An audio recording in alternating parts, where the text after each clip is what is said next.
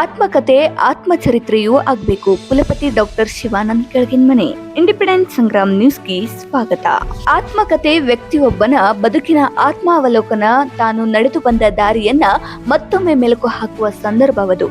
ಲೇಖಕ ತನ್ನ ಆತ್ಮಕತೆ ಬರೆಯುವುದರ ಜೊತೆಗೆ ತಾನು ಬೆಳೆದು ಬಂದ ಪರಿಸರ, ಆ ಪ್ರದೇಶ, ಅಲ್ಲಿನ ಸಂಸ್ಕೃತಿ, ಸಂಪ್ರದಾಯ, ಕಲೆ ಮುಂತಾದ ವಿಷಯಗಳನ್ನ ದಾಖಲೆ ಮಾಡುವುದರಿಂದ ಅದು ಆತ್ಮಕತೆ ಮಾತ್ರವಲ್ಲ, ಆತ್ಮಚರಿತ್ರೆಯೂ ಆಗುತ್ತದೆ ಎಂದು ಶ್ರೀ ಆದಿಕವಿ ಮಹಿಶ್ರೀ ವಾಲ್ಮೀಕಿ ವಿಶ್ವವಿದ್ಯಾಲಯದ ಕುಲಪತಿಗಳಾದ ಡಾಕ್ಟರ್ ಶಿವಾನಂದ್ ಕೆಳಗಿಮನೆರವರು ಹೇಳಿದರು.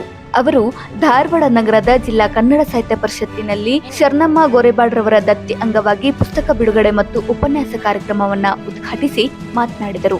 ಆತ್ಮಕತೆ ಬರೆಯುವವರು ತಾವು ಮಾಡಿದ ತಪ್ಪುಗಳನ್ನ ಮುಚ್ಚಿಟ್ಟು ಒಳ್ಳೆಯದನ್ನ ಮಾತ್ರ ಬರೆದುಕೊಳ್ಳುತ್ತಾರೆ. ಆದರೆ ಈ ಕೃತಿಯಲ್ಲಿ ಪ್ರಾಮಾಣಿಕವಾಗಿ ಅವರ ಜೀವನದ ಎಲ್ಲಾ ಪ್ರಸಂಗಗಳನ್ನ ದಾಖಲಾಗಿವೆ ಎಂದು ಹೇಳಿದರು. ಪುಸ್ತಕ ಪರಿಚಯ ಕುರಿತು ಮಾತನಾಡಿದ ಡಾಕ್ಟರ್ YM ಭಜಂತ್ರಿರವರು, ಇತ್ತಿತ್ತಲಾಗಿ ಆತ್ಮಕಥೆಗಳು ಸಾಕಷ್ಟು ಬರುತ್ತಿವೆ. ಅದೊಂದು ಸಾಹಿತ್ಯ ಪ್ರಕಾರವಾಗಿ ಬೆಳೆದಿದೆ. ಅಖಂಡ ಪ್ರಪಂಚ ಆ ಸಾಲಿಗೆ ಸೇರುವ ಮಹತ್ವದ ಕೃತಿ ಎಂದು ಕೃತಿಯ ಒಳಹೋರಣವನ್ನ ಎಳೆ ಎಳೆಯಾಗಿ ಬಿಚ್ಚಿಟ್ಟರು. ಆತ್ಮಚರಿತ್ರೆ ಎಂದ್ರೆ ಒಳಗಿನದು ಹೊರ ಹಾಕುವುದು, ಹೊರಗಿನದು ಒಳಗಿಳಿಸಿಕೊಳ್ಳುವುದು, ಪರಸ್ಪರ ತಾಳೆ ಹಾಕಿ ನೋವು ನಲಿವಿನಲ್ಲಿ ಮಾಯವಾದ ಗಾಯಗಳಿಗೆ ಮತ್ತೊಮ್ಮೆ ಮುಲಾಮು ಹಚ್ಚಿಕೊಳ್ಳುವುದು ಎಂದು ಸತ್ಯಾನಂದ ಪಾತ್ರೋಟ್ರವರು ಹೇಳಿಕೆಯನ್ನ ನೆನಪಿಸಿಕೊಂಡರು. ವಾಣಿಜ್ಯ ವಿಭಾಗದ ವಿದ್ಯಾರ್ಥಿಯಾಗಿ ಹಣಕಾಸು ಸಂಸ್ಥೆಯಲ್ಲಿ ಸೇವೆ ಸಲ್ಲಿಸಿದರೂ ಕಾವ್ಯಮಯ ಸ್ಪರ್ಶ ನೀಡುವ ಆತ್ಮಚರಿತ್ರೆ ಬರೆದದ್ದು ಶ್ಲಾಘನೀಯ ಎಂದು ತಿಳಿಸಿದರು. ಅತಿಥಿಗಳಾಗಿ ಆಗಮಿಸಿದ ಕುಲಪುರೋಹಿತ ಆಲೂರು ವೆಂಕಟರಾವ್ ರಾಷ್ಟ್ರೀಯ ಸ್ಮಾರಕ ಟ್ರಸ್ಟಿನ ಅಧ್ಯಕ್ಷರಾದ ಡಾಕ್ಟರ್ ರಂಜಾನ್ ದರ್ಗಾರ್ ಅವರು ಮಾತನಾಡಿ, ಈ ಆತ್ಮಚರಿತ್ರೆಗೆ ತನ್ನದೇ ಆದ ಜೀವಂತಿಕೆ ಇದೆ, ಓದಿಸಿಕೊಂಡು ಹೋಗುವ ಗುಣವಿದೆ. ಇದು ಲೇಖಕರ ಆತ್ಮಚರಿತ್ರೆಯಲ್ಲ, ನಮ್ಮೆಲ್ಲರ ಆತ್ಮಚರಿತ್ರೆ. ಲೇಖಕರು ತಮ್ಮ ಜೀವನ ಅನುಭವಗಳನ್ನ ಸಂಕೋಚ ಪಟ್ಟುಕೊಳ್ಳದೆ ಪ್ರಾಮಾಣಿಕವಾಗಿ ಸಿಹಿ ಕಹಿ ಅನುಭವಗಳನ್ನ ದಾಖಲಿಸಿದ್ದಾರೆ ಎಂದರು. ಅಧ್ಯಕ್ಷತೆ ವಹಿಸಿದ್ದ ಡಾಕ್ಟರ್ ಲಿಂಗರಾಜ್ ಅಂಗಡಿರವರು ಮಾತನಾಡಿ, ಇಂತಹ ಉತ್ತಮ ಪುಸ್ತಕಗಳು ನಮ್ಮ ಪರಿಷತ್ತಿನಲ್ಲಿ ಬಿಡುಗಡೆಗೊಳ್ಳುತ್ತಿರುವುದು ಸಂತೋಷದ ವಿಷಯವೆಂದರು.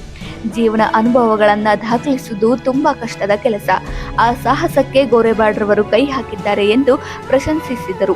ಲೇಖಕರಾದ AL ಗೋರೆಬಾಡ್ರವರು ತಾವು ಪುಸ್ತಕ ಬರೆಯಲು ಕಾರಣ ನೀಡಿದ ಸ್ಫೂರ್ತಿ ಮತ್ತು ಪ್ರೇರಣೆಯನ್ನ ತಿಳಿಸಿದರು. ಇಂದಿನ ಯುವಕರು ಸ್ಫೂರ್ತಿ ನೀಡುವ ಆತ್ಮಚರಿತ್ರೆಗಳನ್ನ ಓದಬೇಕು ಎಂದರು. ಡಾಕ್ಟರ್ ಜಿಂದತ್ ಹಡಗ್ಲಿರವರು ಕಾರ್ಯಕ್ರಮವನ್ನ ನಿರೂಪಿಸಿದರು. ದತ್ತಿದಾನಿಗಳಾದ ಡಾಕ್ಟರ್ ಶರಣಮ್ಮ ಗೋರೆಬಾಳ್ ಸ್ವಾಗತಿಸಿ ಅತಿಥಿಗಳನ್ನ ಪರಿಚಯಿಸಿದರು. ಮೇಘಾ ಹುಕ್ಕೇರಿ ಪ್ರಾರ್ಥಿಸಿದರು. ಮಾಂಟೇಶ್ ನರೆಗಲ್ ವಂದಿಸಿದರು. ಶ್ರೀ ವೆಂಕಟೇಶ್ ಮಾಚಕ್ನೂರ್, ಗಿರೀಶ್ ತಳವಾರ್ ಕುಟುಂಬ ವರ್ಗದವರು, ಕರ್ನಾಟಕ ಹಣಕಾಸು ಸಂಸ್ಥೆ ಸಿಬ್ಬಂದಿಯವರು, ವಿದ್ಯಾರಣ್ಯ ಪದವಿ ಪೂರ್ವ ಮಹಾವಿದ್ಯಾಲಯದ ಸಿಬ್ಬಂದಿಯವರು, ಜಿಲ್ಲಾ ಮತ್ತು ತಾಲೂಕು ಕನ್ನಡ ಸಾಹಿತ್ಯ ಪರಿಷತ್ತಿನ ಪದಾಧಿಕಾರಿಗಳು ಸೇರಿದಂತೆ ಅನೇಕರು ಕಾರ್ಯಕ್ರಮದಲ್ಲಿ ಉಪಸ್ಥಿತರಿದ್ದರು.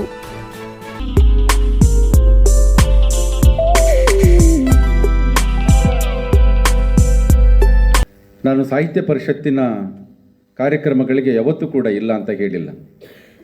ಬಹುತೇಕವಾಗಿ ನಾವು ತುಂಬ ಸಾಹಿತ್ಯದ ವಲಯದೊಳಗಡೆ ಅಂಬೆಗಾಲಕ್ಕೆ ಬೆಳೀತಾ ಇದ್ದ ಸಂದರ್ಭದೊಳಗಡೆ ಮೊಟ್ಟ ಮೊದಲ ಬಾರಿಗೆ ನಮಗೆ ಅವಕಾಶ ಕೊಟ್ಟಿದ್ದೇ ಸಾಹಿತ್ಯ ಪರಿಷತ್ತು. ಯಾಕಂತ ಹೇಳಿದರೆ ನಮ್ಮನ್ನು ಕರೆದು ವೇದಿಕೆಯನ್ನು ಹಚ್ಚಿ ವಿಷಯವನ್ನು ಕೊಟ್ಟು ಬಹುತೇಕವಾಗಿ ಇದ್ದಂಥ ಎಲ್ಲ ಅಧ್ಯಕ್ಷರ ಇವುಗಳಲ್ಲೂ ಕೂಡ ನಾನು ಕಾರ್ಯಕ್ರಮಗಳಲ್ಲಿ ಭಾಗವಹಿಸಿದ್ದೇನೆ. ನನ್ನ ವಿದ್ಯಾಗುರುಗಳಾಗಿರ್ತಕ್ಕಂಥ ವೀರಣ್ಣ ರಾಜೋರವರು ನನ್ನ ಮಾರ್ಗದರ್ಶಕರು. ಅವರು ಪರಿಷತ್ತಿನ ಅಧ್ಯಕ್ಷರಾಗಿದ್ದ ಸಂದರ್ಭದೊಳಗಡೆ ಅತಿ ಹೆಚ್ಚು ಕಾರ್ಯಕ್ರಮದಲ್ಲಿ, ಹಾಗೆ ನನ್ನ ಶ್ರೀಮತಿ ಲಕ್ಷ್ಮೀ ಕೆಳಗಿಮನಿ ಅವರ ಮಾರ್ಗದರ್ಶಕರಾಗಿರ್ತಕ್ಕಂಥ ಮಧು ವೆಂಕರೆಡ್ಡಿಯವರು ಅವರ ಅಧ್ಯಕ್ಷರಾಗಿದ್ದ ಸಂದರ್ಭದಲ್ಲಿ ಶಿವಾನಂದ ಗಾಳಿಯವರು ಕೂಡ ಹಲವಾರು ಕಾರ್ಯಕ್ರಮಗಳಿಗೆ ನಮ್ಮನ್ನು ಕರೆದರು. ಯಾಕಂದರೆ ಅವರು ಹೊಸಬರನ್ನು ಯುವ ಹುಡುಗರನ್ನು ಕರೆದು ವೇದಿಕೆಗಳನ್ನು ಕೊಡ್ತಾ ಇದ್ದರು. ಯಾಕಂದರೆ ಅವರೆಲ್ಲ ಬೆಳೀಲಿ, ತರಬೇತಿ ಆಗಲಿ ಅಂತ ಹೇಳಿಂಥದ್ದು. ಆಮೇಲೆ ದೊಡ್ಡ ದೊಡ್ಡ ವೇದಿಕೆಗಳಿಗೆ ನಾವು ಹೋಗಿದ್ದು ಕೂಡ ಉಂಟು.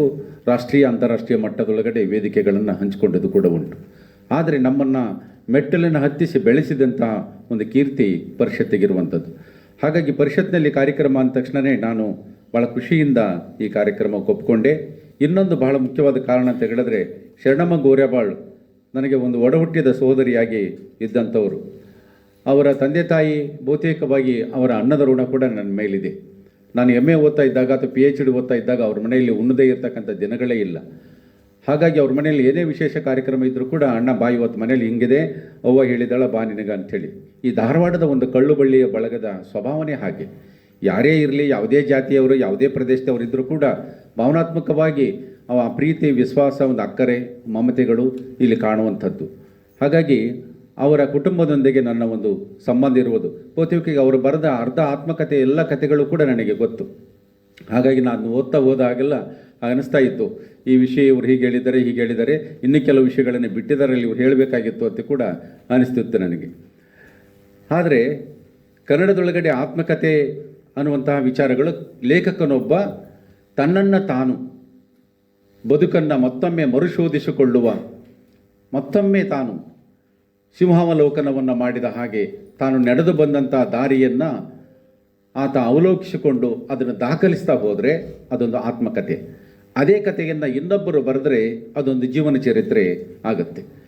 ಹಾಗಾಗಿ ಆತ್ಮಕಥೆಯ ಅವಲೋಕನ ಮಾಡಿಕೊಳ್ಳೋದು ಅಂತ ಹೇಳಿದ್ರೆ ಅದು ನನ್ನ ಪ್ರಕಾರ ಅತ್ಯಂತ ಕಠಿಣವಾದ ಸವಾಲಿನ ಕೆಲಸ. ಆತ್ಮಕಥೆ ಒಳಗಡೆ ಯಾವುದನ್ನು ಮುಚ್ಚಿಟ್ಟುಕೊಳ್ಳೋ ಹಾಗಿಲ್ಲ. ವ್ಯಕ್ತಿಯೊಬ್ಬ ಒಳ್ಳೆಯದರ ಜೊತೆಗೆ ತನ್ನಿಂದಾದಂಥ ಪ್ರಮಾದಗಳು, ವಿಷಾದ ಅಥವಾ ಇನ್ನೇನೇ ಕಹಿ ಘಟನೆಗಳು, ತನಗಾಗಿರುವಂತಹ ಬೇರೆಯವರು ಮಾಡಿದ ಉಪಕಾರಗಳ ಸ್ಮರಣೆಯ ಜೊತೆಗೆ ಆದಂಥ ವಂಚನೆಗಳು, ಮೋಸ ಇತ್ಯಾದಿಗಳನ್ನು ದಾಖಲಿಸುವಂಥದ್ದು. ಆಮೇಲೆ ಅದರ ಜೊತೆಗೆ ತನ್ನ ವ್ಯಕ್ತಿತ್ವದ ಒಂದು ಕೈಗನ್ನಡಿ ಹಾಗೆ, ಅಂದರೆ ನಾನು ಹೇಗಿದ್ದೆ ಅನ್ನುವಂಥದ್ದನ್ನು ಒಂದು ಮನಸ್ಸಿನ ಅಂತರ್ತೋಟಿಯ ಒಳಗಡೆ ಹೊಕ್ಕು ಅದನ್ನು ಅವಲೋಕನ ಮಾಡಿಕೊಳ್ಳುವಂಥದ್ದು. ನಾನು ಬದುಕಿದ್ದು ಎಷ್ಟರ ಮಟ್ಟಿಗೆ ಪ್ರಮಾಣಬದ್ಧವಾಗಿ ಅಥವಾ ನಾನು ಸಾದಾಸೀದಾ ರೀತಿ ಒಳಗಡೆ ಬದುಕಿದ್ರೂ ಕೂಡ ನನಗೆ ಗೊತ್ತಿಲ್ಲದ ಹಾಗೆಯೇ ಅಥವಾ ನನ್ನ ಅರಿವಿಗೆ ಬರದ ಹಾಗೆಯೇ ಆಗಿರ್ತಕ್ಕಂಥ ಪ್ರಮಾದಗಳನ್ನು ತಾನು ಅವಲೋಕನ ಮಾಡುವಂಥದ್ದು ಮತ್ತು ಅದನ್ನು ಬಹಳ ಪ್ರಾಮಾಣಿಕವಾಗಿ ಹೇಳಿಕೊಳ್ಳುವಂಥದ್ದು. ಬಹುತೇಕವಾಗಿ ನಿಮಗೆ ಬೀಚಿ ಅಂತವರ ಆತ್ಮಕಥೆಗಳಾಗಿರ್ಬೋದು, ಬಸವರಾಜ್ ಕಟ್ಟಿಮನಿ ಅಂತವರ ಆತ್ಮಕಥೆಗಳಾಗಿರ್ಬೋದು, ಕಾರಂತರ್ ಅಂತವರ ಆತ್ಮಕಥೆಗಳಾಗಿರ್ಬೋದು, ಅನೇಕ ಕಥೆಗಳನ್ನು ಬರೆದಿದ್ದಾರೆ. ಈ ಆತ್ಮಕಥೆಗಳು ಕೇವಲ ವ್ಯಕ್ತಿಯೊಬ್ಬನ ಬದುಕಿನ ವೈಯಕ್ತಿಕವಾಗಿರ್ತಕ್ಕಂಥ ದಾಖಲೆಗಳಾಗಿರೋದಿಲ್ಲ. ಆತ ತಾನು ಬದುಕಿರದಂತಹ ಪರಿಸರದ ಸುತ್ತಲಲ್ಲಿ ಇರತಕ್ಕಂತಹ ಜನರ ಗುಣ, ಸ್ವಭಾವ, ನಡೆ, ನುಡಿ, ರೀತಿ ರಿವಾಜುಗಳು, ಸಂಪ್ರದಾಯ, ಜಾತಿ ಇವೆಲ್ಲವುಗಳ ಒಂದು ಅವಲೋಕನ ಆಗುತ್ತೆ. ಅದು ಒಂದು ತನ್ನ ಬದುಕಿನ ಅರ್ಧ ಶತಮಾನದ ಅಥವಾ ತಾನು ಬದುಕಿದಂತಹ ಒಂದು ಮುಕ್ಕಾಲು ಶತಮಾನದ ಬದುಕಿನ ಒಂದು ಅವಲೋಕನ ಆಗಿರ್ತದೆ. ಅದು ಅವಲೋಕನ ಬರೀ ವ್ಯಕ್ತಿಗತವಾಗಿರ್ತಕ್ಕಂಥದ್ದಾಗಿರೋದಿಲ್ಲ, ಅದು ಆ ಪ್ರದೇಶದ, ಆ ನಾಡಿನ ಅದು ಚರಿತ್ರೆ ಕೂಡ ಆಗುತ್ತದೆ. ಹಾಗಾಗಿ ಆತ್ಮಚರಿತ್ರೆಗಳು ಯಾಕೆ ಅವಕ್ಕೆ ಚರಿತ್ರೆ ಅಂತೇಳಿ ಕರಿತೇವೆ ಅಂತ ಹೇಳಿದ್ರೆ ಅವು ಆ ಪ್ರದೇಶದ ಅಥವಾ ಅವರು ಬದುಕಿದಂಥ ವಾತಾವರಣದ ಕಾಲದ ಎಲ್ಲ ಮೊತ್ತಗಳನ್ನು ಅದು ಕಟ್ಟಿಕೊಡುತ್ತೆ. ಹಾಗಾಗಿ ಆತ್ಮಚರಿತ್ರೆಗಳು ಬಹುತೇಕವಾಗಿ ನಮಗೆ ಅನೇಕ ಸಾರಿ ಮಾರ್ಗದರ್ಶಿಯಾಗಿರ್ತವೆ. ಉದಾಹರಣೆಗೆ ನನಗೆ ಕುವೆಂಪುರವರ ನೆನಪಿನ ದೋಣಿಯನ್ನು ಓದ್ತಾ ಇದ್ದರೆ ಇಟ್ಸ್ ಅ ಮಾಸ್ಟರ್ ಪೀಸ್. ಅದು ಕನ್ನಡ ನಾಡಿನ ಒಂದು ಅರ್ಧ ಶತಮಾನದ ಇಡೀ ನಾಡಿನ ಚರಿತ್ರೆಯನ್ನು ಒಂದು ಹಳ್ಳಿಗಾಡಿನ ಯಾವುದೋ ಒಂದು ಮೂಲೆ ಗುಂಪಿನೊಳಗಡೆ ಇದ್ದಂತಹ ಕುವೆಂಪುರವರು ಅವರು ಬೆಳ್ಕೊಂಡು ಬಂದಂಥದ್ದು, ಅವರು ನಡೆದಕ್ಕಂಥ ದಾರಿ, ಅವರು ಸಾಗಿದಂತಹ ಒಂದು ವಿಹಂಗಮ ನೋಟವನ್ನು ದಾಖಲಿಸುವಂಥ ರೀತಿ ಒಳಗಡೆ ಬಹುತೇಕವಾಗಿ ನಾನು ಆ ಕಾಲಕ್ಕೆ ಹೋಗೋಕ್ಕಾಗಲ್ಲ ಅಥವಾ ಆ ಕಾಲದ ಪರಿಸರ ನನಗೆ ಗೊತ್ತಿರೋದಿಲ್ಲ. ಆದರೆ ಅವತ್ತಿನ ಜನಜೀವನದ ರೀತಿ ರಿವಾಜುಗಳು, ಸಂಸ್ಕೃತಿಗಳು, ಮೇಲ್ವರ್ಗ ಕೆಳವರ್ಗಗಳು ಇವೆಲ್ಲದರ ಒಂದು ಪರಿಚಯವನ್ನು ಮಾಡಿಕೊಡುತ್ತೆ. ಹಾಗೆ ಇಲ್ಲಿ ಕೂಡ ಅಖಂಡಪ್ಪ ಅವರು ತಾವು ಬೆಳೆದಂಥ ಪರಿಸರ, ಬಾಲ್ಯ, ಅಲ್ಲಿದ್ದಂತಹ ತನ್ನ ಮೇಷ್ಟ್ರುಗಳು ಅವರುಗಳ ಬಗ್ಗೆ ಎಲ್ಲ ಭಜಂತ್ರಿ ಸರ್ ಅದ್ರ ಬಗ್ಗೆ ಮಾತಾಡ್ತಾರೆ. ನಾನು ಹೆಚ್ಚು ಮಾತಾಡೋದಿಲ್ಲ, ಬೇರೆ ರೀತಿಯಲ್ಲಿ ಮಾತಾಡ್ತೀನಿ.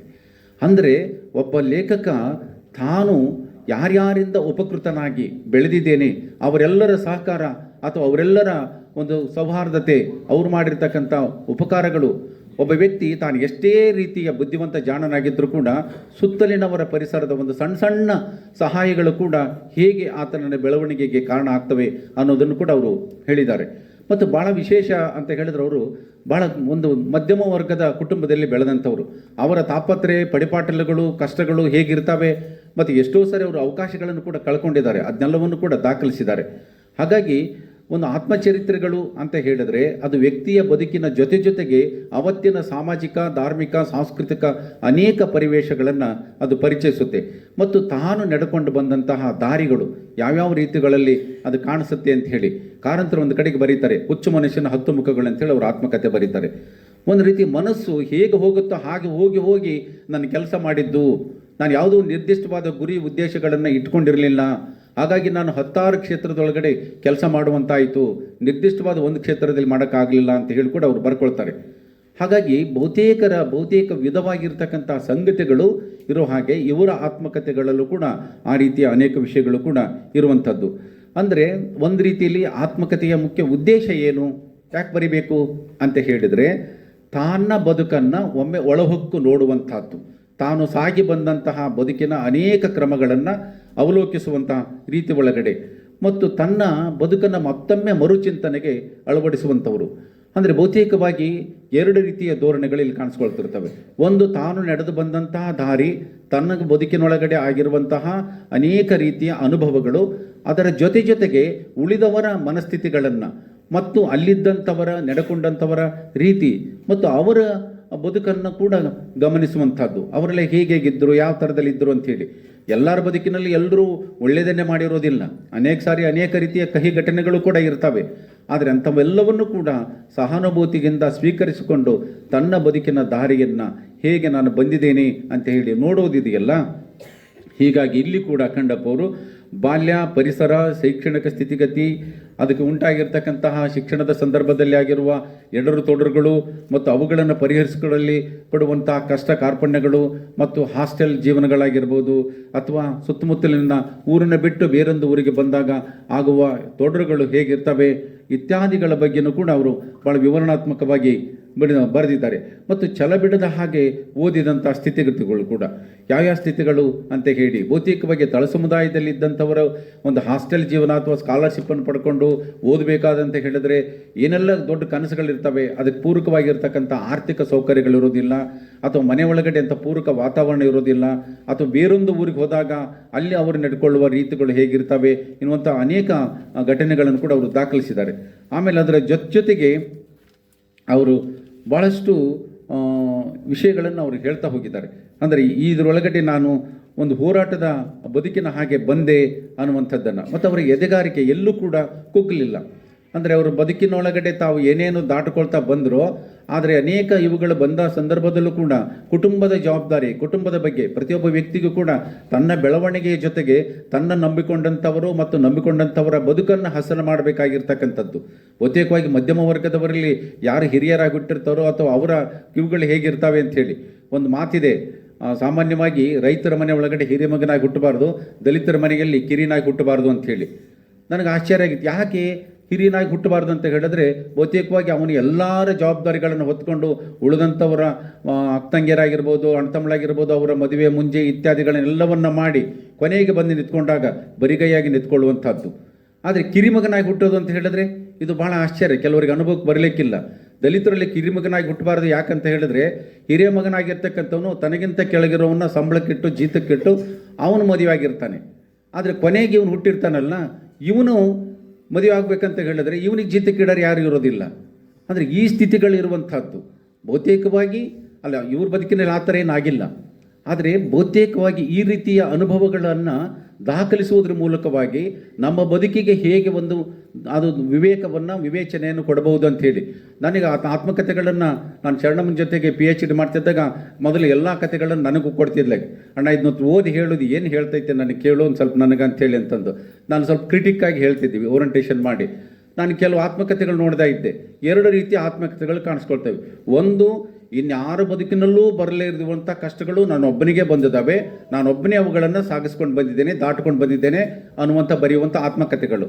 ಇನ್ನೊಂದು ಕಡೆಗೆ ತಾನು ಮಾತ್ರ ಒಳ್ಳೆಯವನು, ಉಳಿದವರು ಯಾರೂ ಒಳ್ಳೆಯವರಾಗಿರಲಿಲ್ಲ, ಹಾಗಾಗಿ ನಾನು ಎಲ್ಲ ರೀತಿಯಿಂದಲೂ ಬದುಕಿನೊಳಗಡೆ ನಾನು ಒಳ್ಳೆಯವನಾಗಿದ್ದೇನೆ ಅಂಥೇಳಿ. ನಾನು ಎಂದೂ ಕೂಡ ಈ ಮಾತುಗಳನ್ನು ಒಪ್ಪೋದಿಲ್ಲ.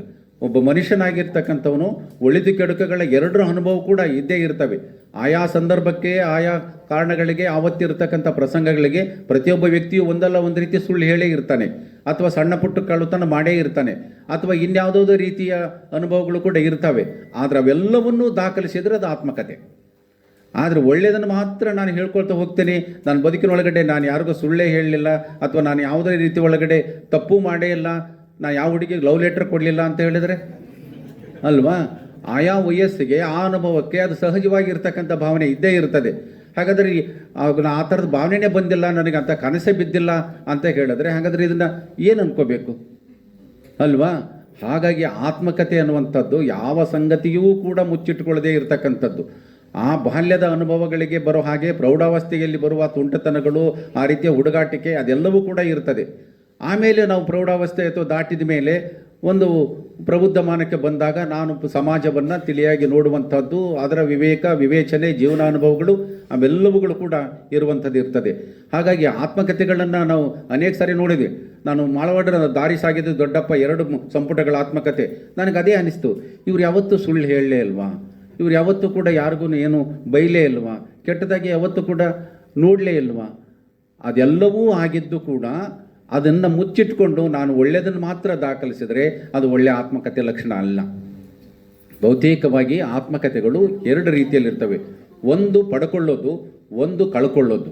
ನೀವು ಕಥೆಗಳನ್ನು ಪಡ್ಕೊಳ್ಳುವಾಗ ಇರುವುದಕ್ಕಿಂತ ಕಳ್ಕೊಳ್ಳೋದಿದೆಯಿಲ್ಲ, ಆ ನೋವುಗಳು, ಆ ಕಥೆಗಳು ಅಥವಾ ಅದರ ಕಹಿ ಘಟನೆಗಳು ಅವು ಹೆಚ್ಚು ನಮಗೆ ಭಾಳ ಪರಿಣಾಮಕಾರಿಯಾಗಿರ್ತವೆ.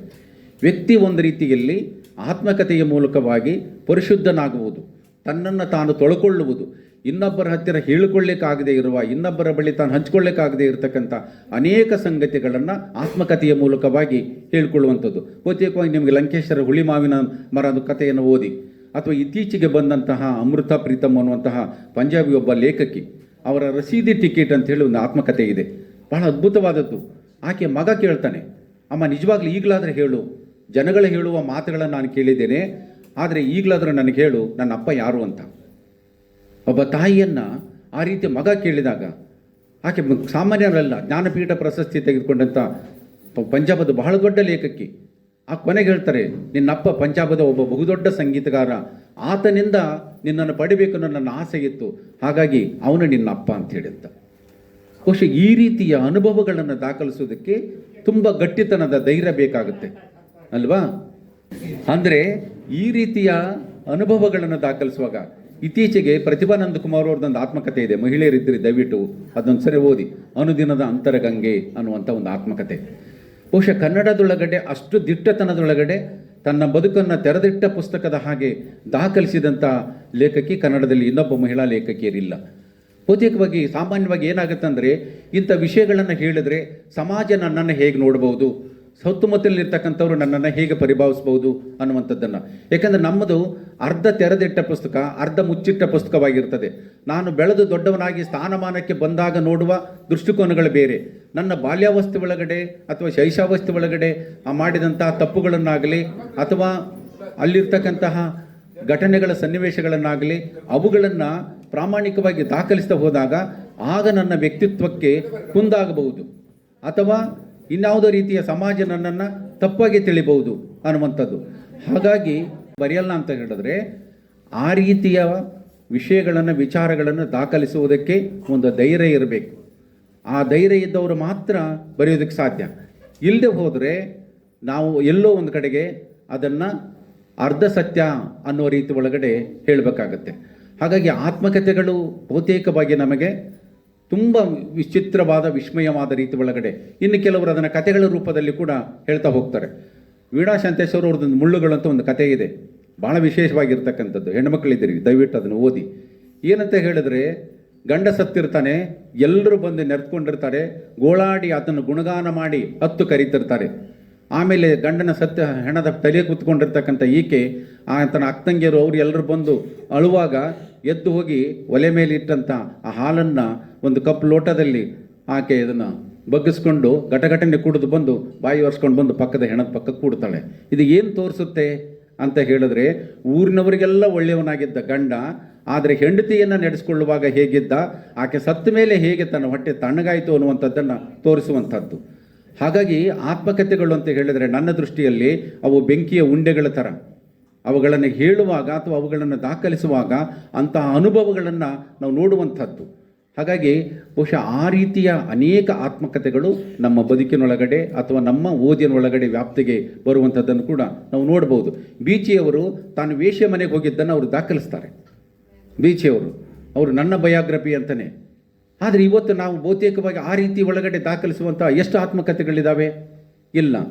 ಅಂದರೆ ಮನುಷ್ಯ ಹುಟ್ಟಿನಿಂದ ಹಿಡಿದು ತಾನು ಕೊನೆಯವರೆಗೂ ಕೂಡ ನಾನು ಒಳ್ಳೆಯವನಾಗಿ, ಪರಿಶುದ್ಧನಾಗಿ, ನಾನು ಆ ರೀತಿಯ ಒಂದು ಚಾರಿತ್ರ್ಯವಂತನಾಗಿಯೇ ಇದ್ದೇ ಅನ್ನುವಂಥದ್ದನ್ನು ಹೇಳ್ಕೊಳ್ತಾರೆ ಹೊರತು, ಆದರೆ ಅವುಗಳನ್ನು ದಾಖಲಿಸೋದಿಲ್ಲ.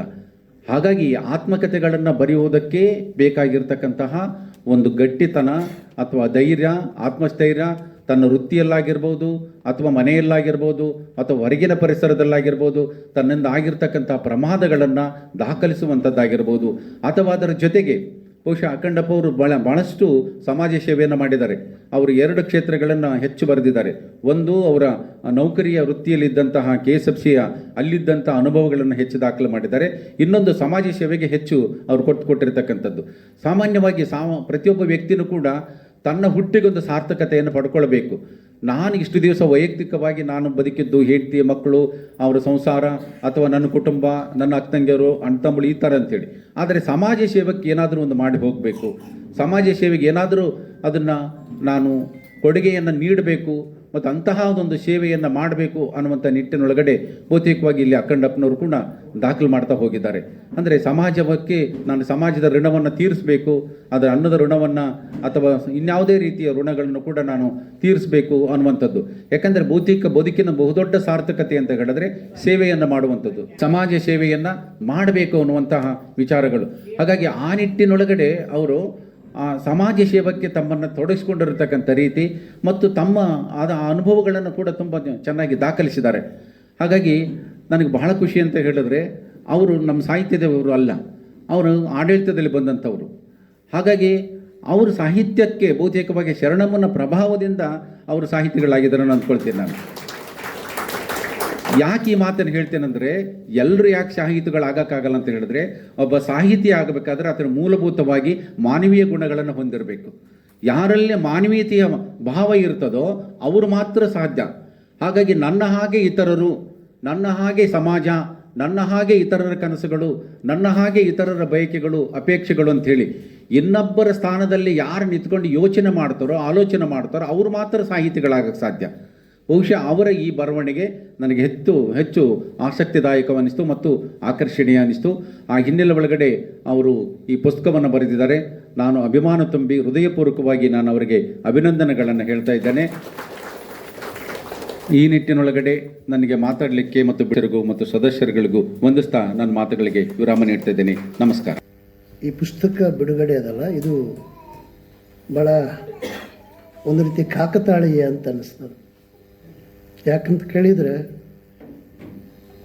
ಪುಸ್ತಕ ಕೃತಿ ಬರೆದವರು ಅಖಂಡಪ್ಪನವರು ವಾಲ್ಮೀಕಿ ಸಮಾಜದವರು, ಪುಸ್ತಕವನ್ನು ಬಿಡುಗಡೆ ಮಾಡಿರ್ತಕ್ಕಂಥವರು ವಾಲ್ಮೀಕಿ ವಿಶ್ವವಿದ್ಯಾಲಯದ ಕುಲಪತಿಗಳು, ಪುಸ್ತಕವನ್ನು ಕುರಿತಾಗಿ ಮಾತನಾಡತಕ್ಕಂಥ ನಾನು ರಾಯಚೂರು ವಿಶ್ವವಿದ್ಯಾಲಯ, ಈಗಿನ ವಾಲ್ಮೀಕಿ ವಿಶ್ವವಿದ್ಯಾಲಯ ಅಂತ ಕರೀತಾರೆ, ಅದು ಸ್ಥಾಪನೆಯಾದಾಗ ಮೊದಲನೆಯ ಸಿಂಡಿಕೇಟ್ ಮೆಂಬರ್.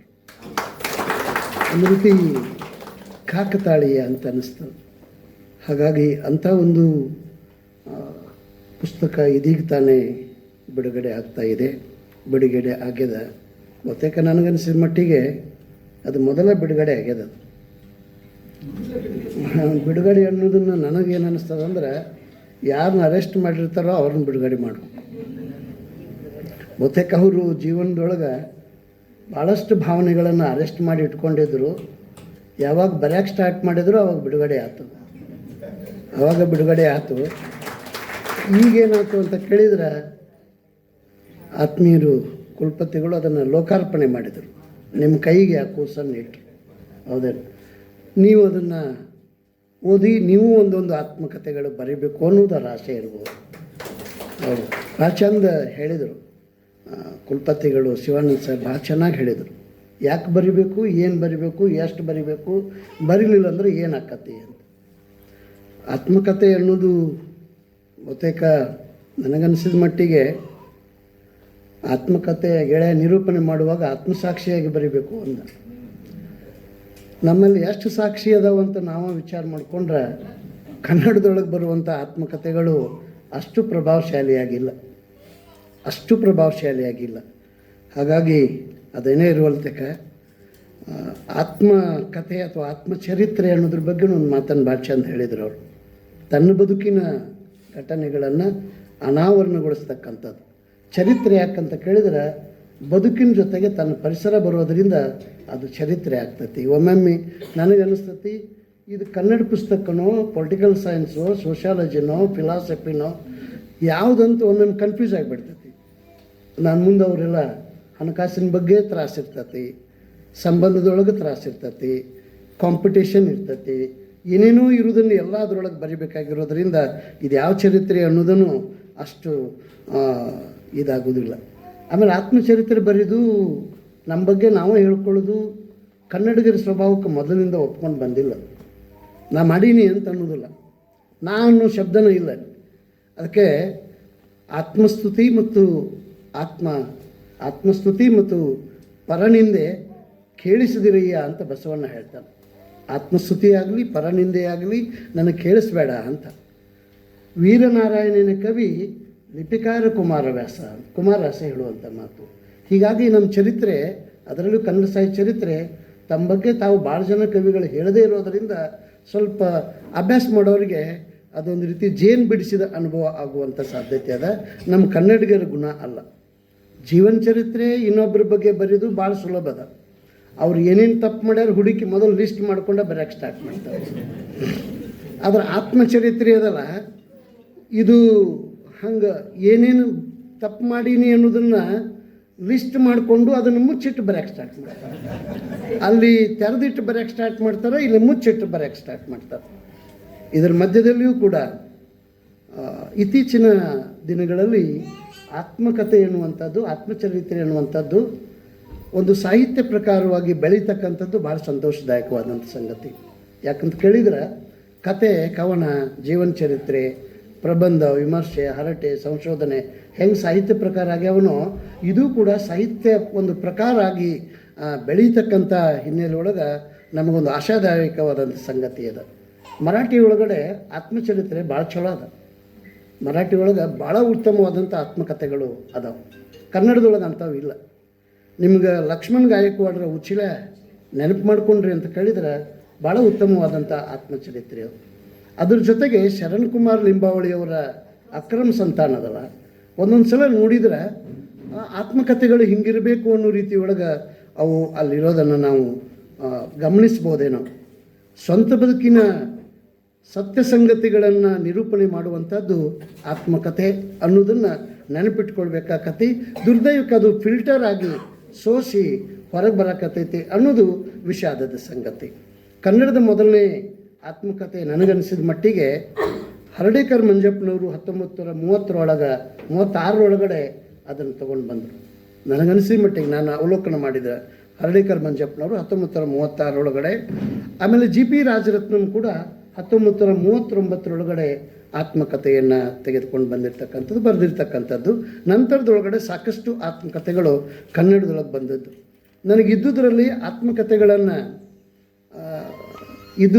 ಆತ್ಮಕಥೆಗಳು ಸರ್ ಪ್ರಸ್ತಾವನೆ ಮಾಡಿದರು. ನೆನಪಿನ ದೋಲಿಯಲ್ಲಿ ಅವ್ರು ಸಣ್ಣವರಿದ್ದಾಗ ನಾನು ಏನು ಮಾಡಿದೆ ಅಂತ ಮುಂದೆ ಗಾಡಿ ಚಕ್ಡಿ ಹೋಗುವಾಗ ಹಿಂದಿನ ಚಕ್ಡಿ ಒಳಗೆ ಸಿಗರೇಟ್ ಸೇದಿದ್ದನ್ನು ಬರ್ದಾರು. ಸಿಗರೇಟ್ ಸೇದಿ ನೋಡೋದ್ರೊಳಗಡೆ ಬಾಯಿ ಮುಚ್ಕೊಂಡು ಹೊಗೆ ಬಿಡ್ಲಾರ್ದಂಗೆ ಒಳಗೆ ಇಟ್ಕೊಳ್ಳೋಕೆ ಪ್ರಯತ್ನ ಮಾಡಿ ಒಮ್ಮಿಂದ ಹೊಗೆ ಬಂದದ್ದು ಕೂಡ ಅಲ್ಲಿ ಗೊತ್ತದ.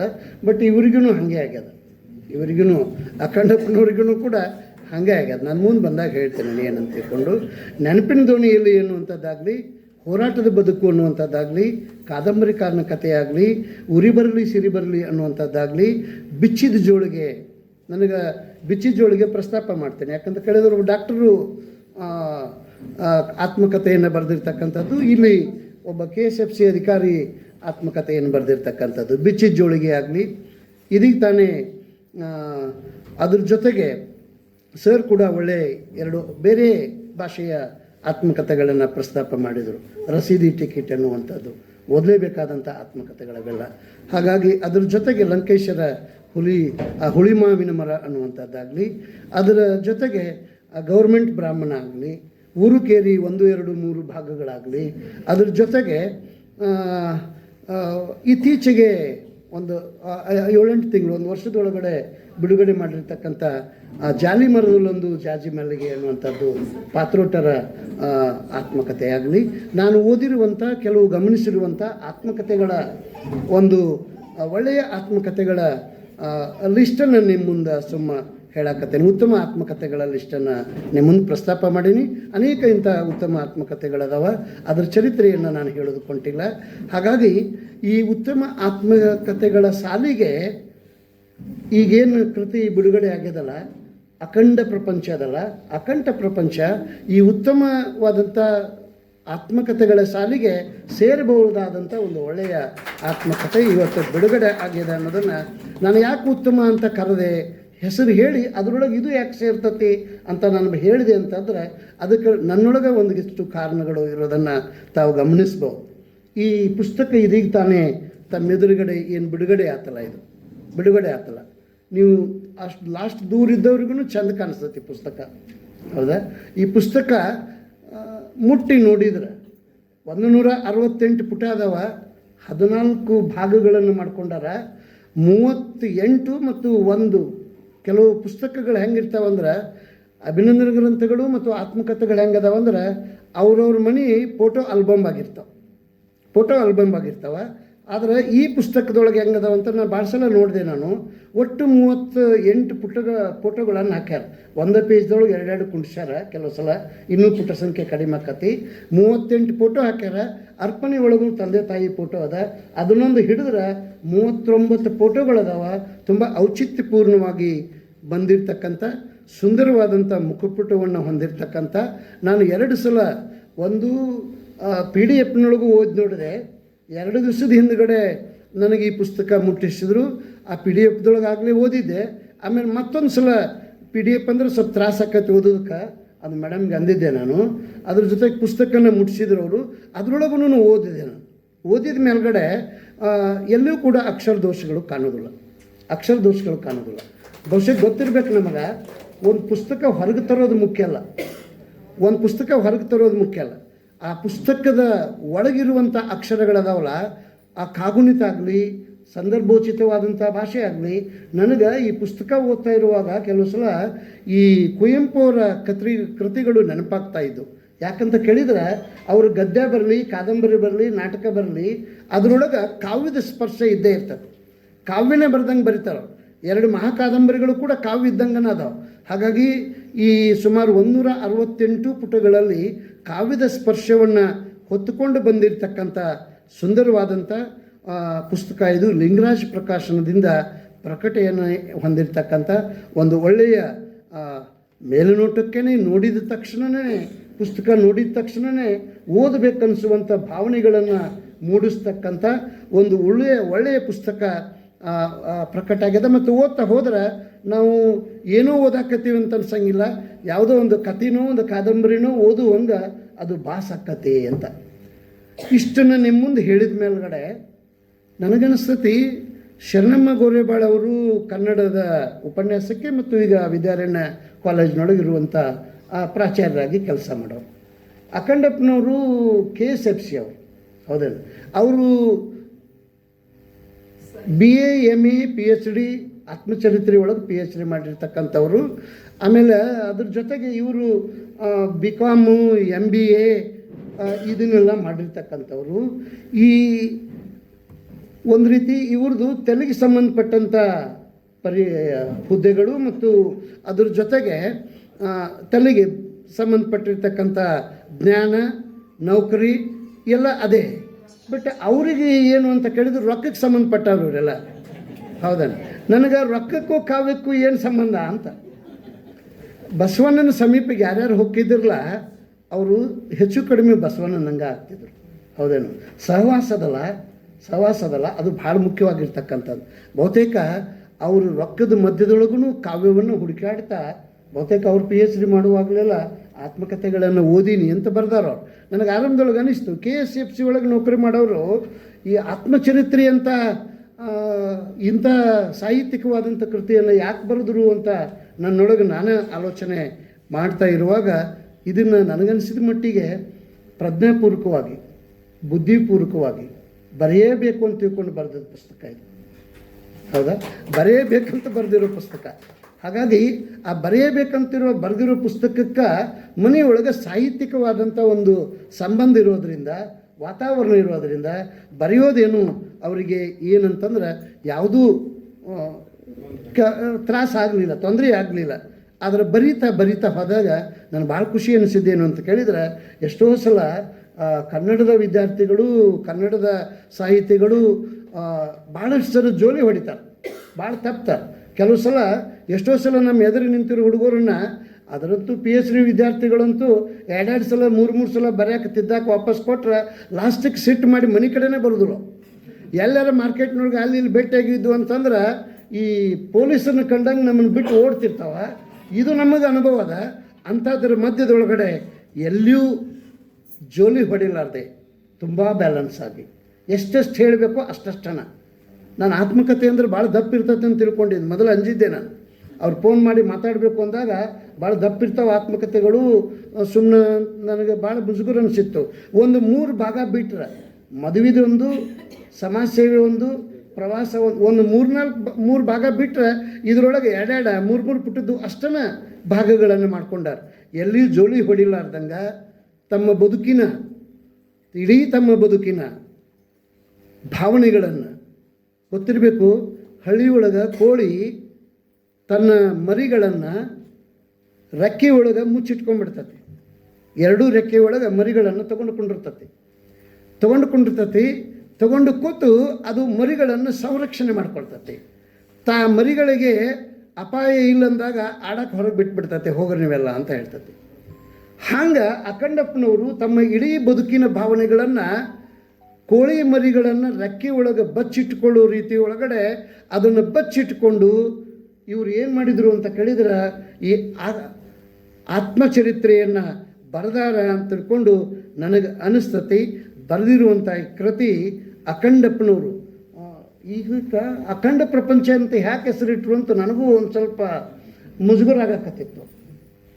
ಈ ನನ್ನ ಮುಜುಗರಾಗಿ ಹೆಸರು ನೋಡಿದ್ಕೊಂಡು ಮುಜುಗರಾತು. ಒಳಗೆ ಪುಸ್ತಕ ತಕ್ಕೊಂಡು ಒಳಗೆ ಹೋಗಿ ನೋಡುವಾಗ ಖುಷಿ ಅನ್ನಿಸ್ತು. ಅವ್ರು ಏನು ಎತ್ತಿರೋ ನನಗಾಗಿರೋ ದೊಡ್ಡ ಸಮಸ್ಯೆ ಇರ್ತಲ್ಲ, ಅವರು ಧರ್ಮಪತ್ನಿ ಅದನ್ನು ಬಗೆಹರಿಸಿಬಿಟ್ರು. ಅಖಂಡ ಪ್ರಪಂಚ ಅಂದ್ರೆ ಅಖಂಡವಾದಂಥ ಪ್ರಪಂಚದ ಭಾವನೆಗಳು ಇದರೊಳಗೆ ಏನೂ ಇಲ್ಲ. ಎಷ್ಟು ಚಂದ ಹೇಳಿದರು ಅಂತ ಕೇಳಿದ್ರೆ ಭಾಳ ಖುಷಿ ಅನ್ನಿಸ್ತು ನನಗೆ. ಇದರೊಳಗೆ ಅಖಂಡವಾದಂಥ ಪ್ರಪಂಚದ ಯಾವ ಭಾವಗಳು ಇದರೊಳಗೆ ಬರೆದಿಲ್ಲ. ಅವ್ರ ಹೆಸರು ಅಖಂಡಪ್ಪ ಆಗಿರೋದ್ರಿಂದ ತಮ್ಮ ಬದುಕಿನ ಭಾವನೆಗಳನ್ನು ಇದರೊಳಗೆ ಬರೆದಾರ. ಬಹುತೇಕ ದಾಂಪತ್ಯ ಅಂದರೆ ಏನು ಅಂತಂದ್ರೆ ಇವತ್ತಿಗೂ ಕೆಲವರಿಗೆ ತಿಳಿಲಾರ್ದು ದೊಡ್ಡ ಗಂಟು. ಲಾಸ್ಟಿಕ್ಕೆ ಅವರು ಶೂನ್ಯ ಸಂಪಾದನೆಯೊಳಗೆ ಭಾಳ ಚಂದ ಹೇಳ್ಯಾರ. ಯಾಕೋ ಏನೋ ಅವರಿಗೆ ಹಂಗೆ ಬರೆಯೋಕೆ ಅನ್ನಿಸ್ತು ಅನ್ನೋದನ್ನು ಮುಂದೆ ಹೇಳ್ತೀನಿ ನಾನು. ಹೀಗಾಗಿ ಒಂದು ಉತ್ತಮವಾದಂಥ ಆತ್ಮಕಥೆಯನ್ನು ನಿಮ್ಮ ಮುಂದೆ ನಾನು ಪ್ರಸ್ತಾಪ ಮಾಡ್ತಾ ಇದ್ದೀನಿ. ಅದ್ರ ಜೊತೆಗೆ ಇದನ್ನು ತೆಗೆದ್ರೆ ಇಬ್ಬರ ಕಡೆಯಿಂದ ಒಬ್ಬರ ಕಡೆ ಮುನ್ನುಡಿ, ಇನ್ನೊಬ್ಬರ ಕಡೆ ಬೆನ್ನುಡಿ ಬರ್ಸ್ಯಾರ. ಸರ್ಜು ಕಾಟ್ಕರ್ ಸರು ಇದಕ್ಕೆ ಮುನ್ನುಡಿ ಬರ್ತಾರೆ. ಸತ್ಯಾನಂದ ಪಾತ್ರೋಟ್ರು ಇದಕ್ಕೆ ಬೆನ್ನುಡಿ ಬರ್ತಾರೆ. ಮೊನ್ನೆ ಮಾತಾಡ್ತಾಯಿದ್ರು, ಸತ್ಯಾನಂದ ಪಾತ್ರೋಟ್ ಸರ್ ಮಾತಾಡ್ತಾಯಿದ್ರು. ತುಂಬ ಈ ನಾಡಿನ ಸಂವೇದನಶೀಲರಾದಂಥ ಕವಿ.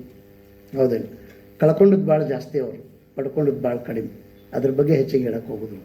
ಹಾಗಾಗಿ ಈ ಪುಸ್ತಕ ಅರ್ಥ ಆಗಬೇಕು ಅಂತ ಕೇಳಿದರೆ ಅವ್ರು 2 ಸಾಲು ಸಾಕು. ಅವ್ರು ಬರೆದಿರೋ ಬೆನ್ನುಡಿಯ 2 ಸಾಲು ಸಾಕು. ಭಾಳ ಚಂದ ಬರೀತಾರೆ. ನಿಮ್ಮ ಮುಂದೆ ಒದೇ ಹೇಳ್ತೇನೆ ಅದನ್ನು. ಆತ್ಮಚರಿತ್ರೆ ಎಂದರೆ ಒಳಗಿನದನ್ನು ಹೊರಹಾಕುವುದು, ಹೊರಗಿನದನ್ನು ಒಳಗಿಳಿಸಿಕೊಳ್ಳುವುದು, ಪರಸ್ಪರ ತಾಳೆ ಹಾಕಿ ನೋವು ನಲಿವಿನಲ್ಲಿ ಮಾಯ್ದ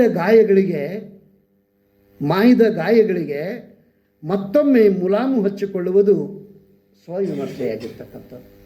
ಇದಕ್ಕಿಂತ ಹೆಚ್ಚಿನ ದೊಡ್ಡ ವ್ಯಾಖ್ಯಾನ ನನಗೆ ಬ್ಯಾಡ್ ಅನಿಸ್ತತಿ ಅಂತ. ಹೌದಲ್ಲ, ನಮ್ಮ ಇಡೀ ಬದುಕೆಲ್ಲ ಮುಗಿದಿರ್ತದೆ. ಹೋರಾಟ ಮಾಡಿರ್ತೀವಿ. ಕೆಲವು ಸಲ ಎಂಥದ್ದಾಗಿರ್ತೈತೆ ಅಂದ್ರೆ ಬದುಕಿನೊಳಗೆ ಹುಟ್ಟು, ಬಾಲ್ಯ, ಪ್ರಾಥಮಿಕ, ಪ್ರೌಢ, ಕಾಲೇಜು ಇಂಥದ್ದು ಎಲ್ಲ ಕಷ್ಟಪಟ್ಟು ಎಲ್ಲ ಮುಗಿದು ಏನೆಲ್ಲ ಮಾಡಿರ್ತೀವಿ. ಕಡೆಗೆ ನೌಕರಿ ಹಿಡ್ದಿರ್ತೀವಿ, ಏನೋ ಮಾಡಿರ್ತೀವಿ. ಬದುಕೆಲ್ಲ ಚಲೋ ಆದಮೇಲಿಂದ, ಈ ಎಲ್ಲ ಬದುಕು ಮುಗಿದ ಮೇಲಿಂದ ಲಾಸ್ಟಿಕ್ ಆತ್ಮಚರಿತ್ರೆ ಬರೆಯೋದಲ್ಲ, ನಮ್ಮ ಬದುಕಿನ ಮಾಯ್ದಿರುವಂಥ ಗಾಯಗಳಿಗೆ ಮತ್ತೊಂದು ಸಲ ಮಲಾಮ್ ಹಚ್ಕೊಂಡು ಆ ಬದುಕನ್ನು ನೆನಪು ಮಾಡ್ಕೊಳ್ಳೋದು ಅಂತ ಸತ್ಯಾನಂದ ಪಾತ್ರೋಟ್ ಬರೀತಾರೆ. ಭಾಳ ಖುಷಿ ಅನ್ನಿಸ್ತಕ್ಕಂಥ ಮಾತದು. ಹಾಗಾಗಿ ಆತ್ಮಕಥೆ ಇದು ಸಮಾಜಶಾಸ್ತ್ರವಾಗಿ, ಇತಿಹಾಸವಾಗಿ, ಅರ್ಥಶಾಸ್ತ್ರವಾಗಿ, ಮನಸ್ಶಾಸ್ತ್ರವಾಗಿ ಬಹುತೇಕ ಎಲ್ಲ ಶಾಸ್ತ್ರಗಳನ್ನು ಹೊಂದಿಕೊಂಡು ಹೋಗುವಂಥ ವಿಶಿಷ್ಟವಾದಂಥ ಸಾಹಿತ್ಯ ಪ್ರಕಾರ ಇದು. ಕತೆ ಅಂದರೆ ಬರೀ ಕತೆ ಅಷ್ಟೇ ಇರ್ತತಿ. ಇತಿಹಾಸ, ಚರಿತ್ರೆ ಅಂದರೆ ಬರೀ ಚರಿತ್ರೆ ಅಷ್ಟೇ ಇರ್ತತಿ.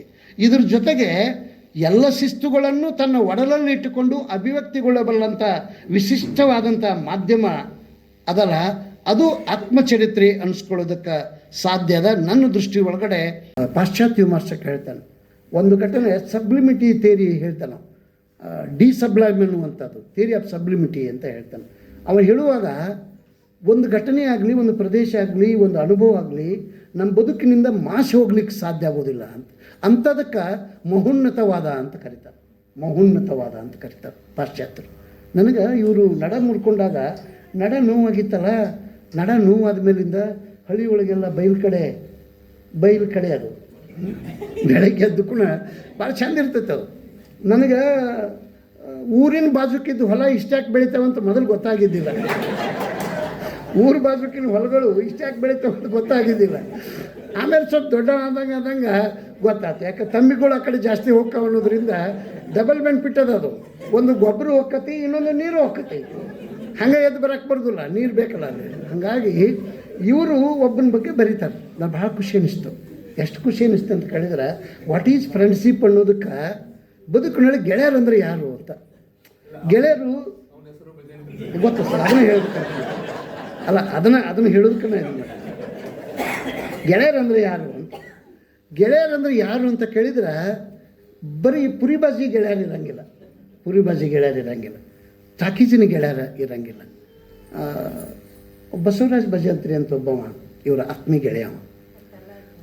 ಆ ಗೆಳೆಯ ಇವರು ಇಬ್ಬರು ಕೂಡ ಹೊರಗೆ ಹೋದಾಗ, ದೊಡ್ಡವರಲ್ಲ, ಇನ್ನೊಂದಿಷ್ಟು ದೊಡ್ಡವರಂದ್ರೆ ಪೂರ ದೊಡ್ಡವರಲ್ಲ, ಪ್ರೈಮರಿ ಸ್ಕೂಲ್ನವರು ಹೊರಗೆ ಹೋದಾಗ ಇವರಿಗೆ ತಮ್ಮ ಕಕ್ಕಸವನ್ನು ತಾವು ತೊಳ್ಕೊಳ್ಳಿಕ್ಕಾಗ್ದು ಬರ್ದಾರ. ಅದನ್ನು ಆ ಶಬ್ದನ ಬರ್ದಾರ, ಹೌದನ, ಆ ಶಬ್ದನ ಬರ್ದಾರ.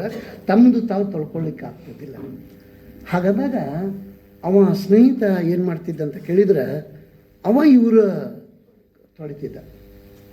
ತೊಳಿತಿದ್ದ, ಗೊತ್ತಕ್ಕೆ ಇಲ್ಲ. ಇವ್ರಿಗೆ ಅನಿಸ್ತು ಏನಂತ ಕೇಳಿದ್ರೆ, ನಾನು ಅವನು ಸಾಯೋದ್ರೊಳಗೆ ಜೀವಂತ ಇರುವಾಗಲೇ ನಾನು ಈ ಆತ್ಮಚರಿತ್ರೆ ಬರಿಬೇಕಾಗಿತ್ತು ಅಂತ ತುಂಬ ನನಗೆ ಇವರಿಗೆ ಸಾಹಿತ್ಯಿಕವಾದಂಥ ಇಂಥ ಟಚಿಂಗ್ ಹೆಂಗೆ ಬಂತು ಅಂತ ನನಗೆ ಗೊತ್ತಾಗಲಿಲ್ಲ. ಯಾಕಂತ ಕೇಳಿದ್ರೆ, ನಾನು ಬಿಚ್ಚಿದ ಜೋಳಿಗೆ ಓದಿದವ, ಯಾವುದು ನಾಗಲೋತಿ ಮಠರು, ಎಷ್ಟೇ ನಾಗಲೋತಿ ಮಠರು ಬಿಚ್ಚಿದ ಜೋಳಿಗೆ ದಿ ಬ್ಯೂಟಿಫುಲ್ ಆದಂಥದ್ದು. ಅವರು ಡಾಕ್ಟ್ರು, ಇವರು KSFC ಅಧಿಕಾರಿಗಳು.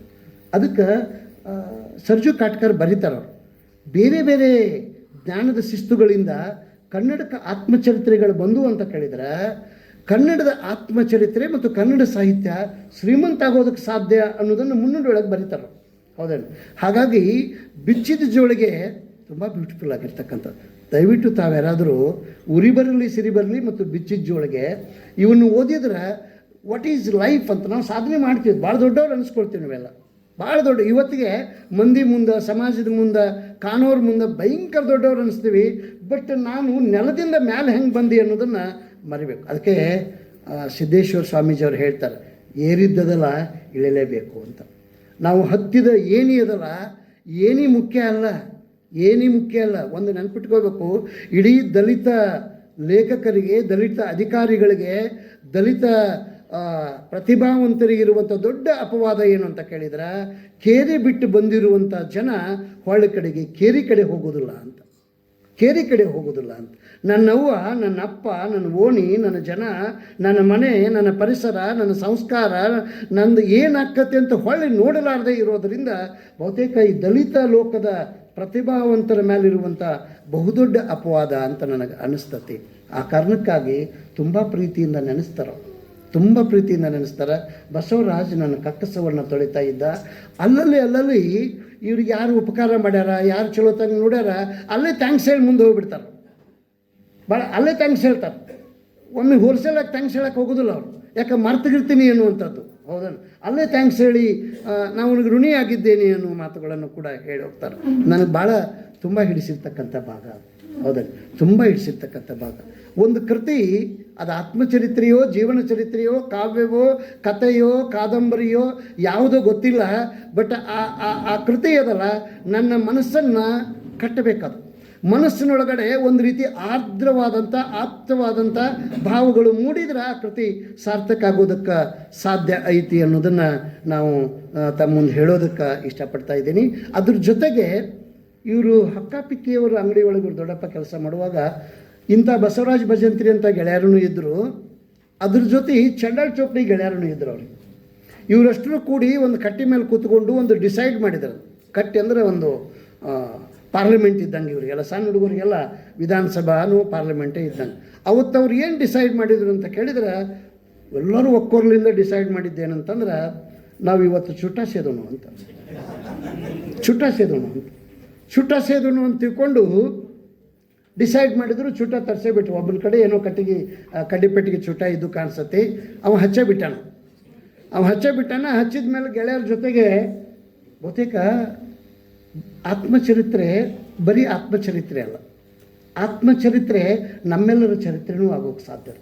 ನಾವು ನಮ್ಮೊಳಗನ್ನು ಓದ್ತಾ ಇರುವಾಗ, ಕೇಳ್ತಾ ಇರುವಾಗ ನಾನೇನು ಅಂತ ನನ್ನ ಪ್ರಶ್ನೆ ಮಾಡಿಕೊಂಡ್ರೆ ನಮಗೂ ಇಂಥ ಅನೇಕ ಘಟನೆಗಳು ನೆನಪು ಬರ್ತಾವೆ. ಹಚ್ಚೇ ಬಿಟ್ಟಾರ.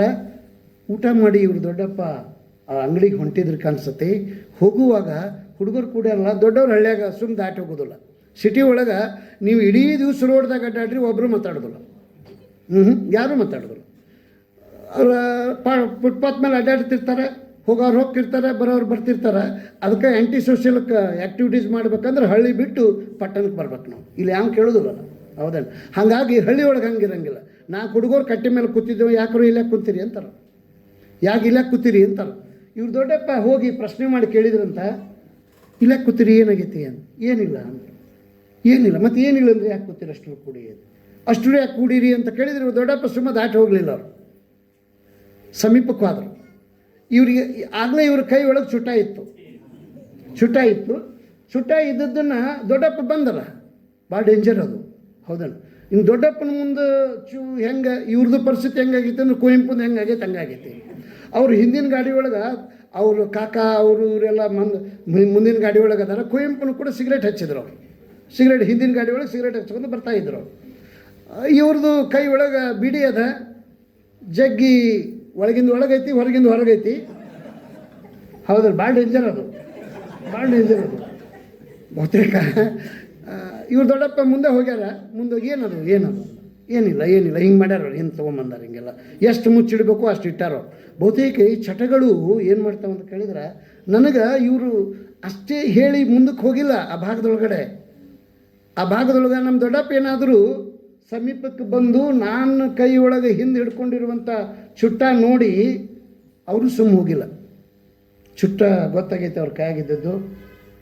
ಅಲ್ಲಿ ಏನು ಶಾಲೆಯಾಗ ಬಿಳೆಕಲ್ ಸರ್ ಗುದ್ದಿಸಿದ್ರಲ್ಲ, ಇವ್ರು ಯಾರ ಕಡೆ ಗುದ್ದಿಸಲಿಲ್ಲ, ಸ್ವತಃ ತಾವ ಗುದ್ದಿದ್ರು. ಗುದ್ದಿ ಏನು ಅವತ್ತು ಪನಿಷ್ಮೆಂಟ್ ಕೊಟ್ಟಾರಲ್ಲ, ಅವ್ರು ಇಡೀ ಪುಸ್ತಕ ಓದಿದ ಮೇಲ್ಗಡೆ ಮತ್ತೊಮ್ಮೆ ಅಂಥ ಸಹವಾಸ ಮಾಡಿಲ್ಲ. ನಮ್ಮ ದೊಡ್ಡಪ್ಪ ಏನಾದರೂ ನನಗೆ ಬಡದು ಬುದ್ಧಿ ಕಳಿಸದೆ ಹೋಗಿದ್ರೆ ನಾನು ಮುಂದೆ ಅದನ್ನೊಂದು ಹವ್ಯಾಸವಾಗಿ ಮಾಡ್ಕೊಳ್ತಾ ಇದ್ದೆ ಅನ್ನುವಂಥ ಮಾತುಗಳನ್ನು ಕೂಡ ಬ್ಯೂಟಿಫುಲ್ ಆಗಿ ಬರೀತಾರೆ. ಭಾಳ ಅಪ್ಯಾಯಮಾನವಾದಂಥ ಆಲೋಚನೆ ಅಂತ ಅನಿಸ್ತತಿ.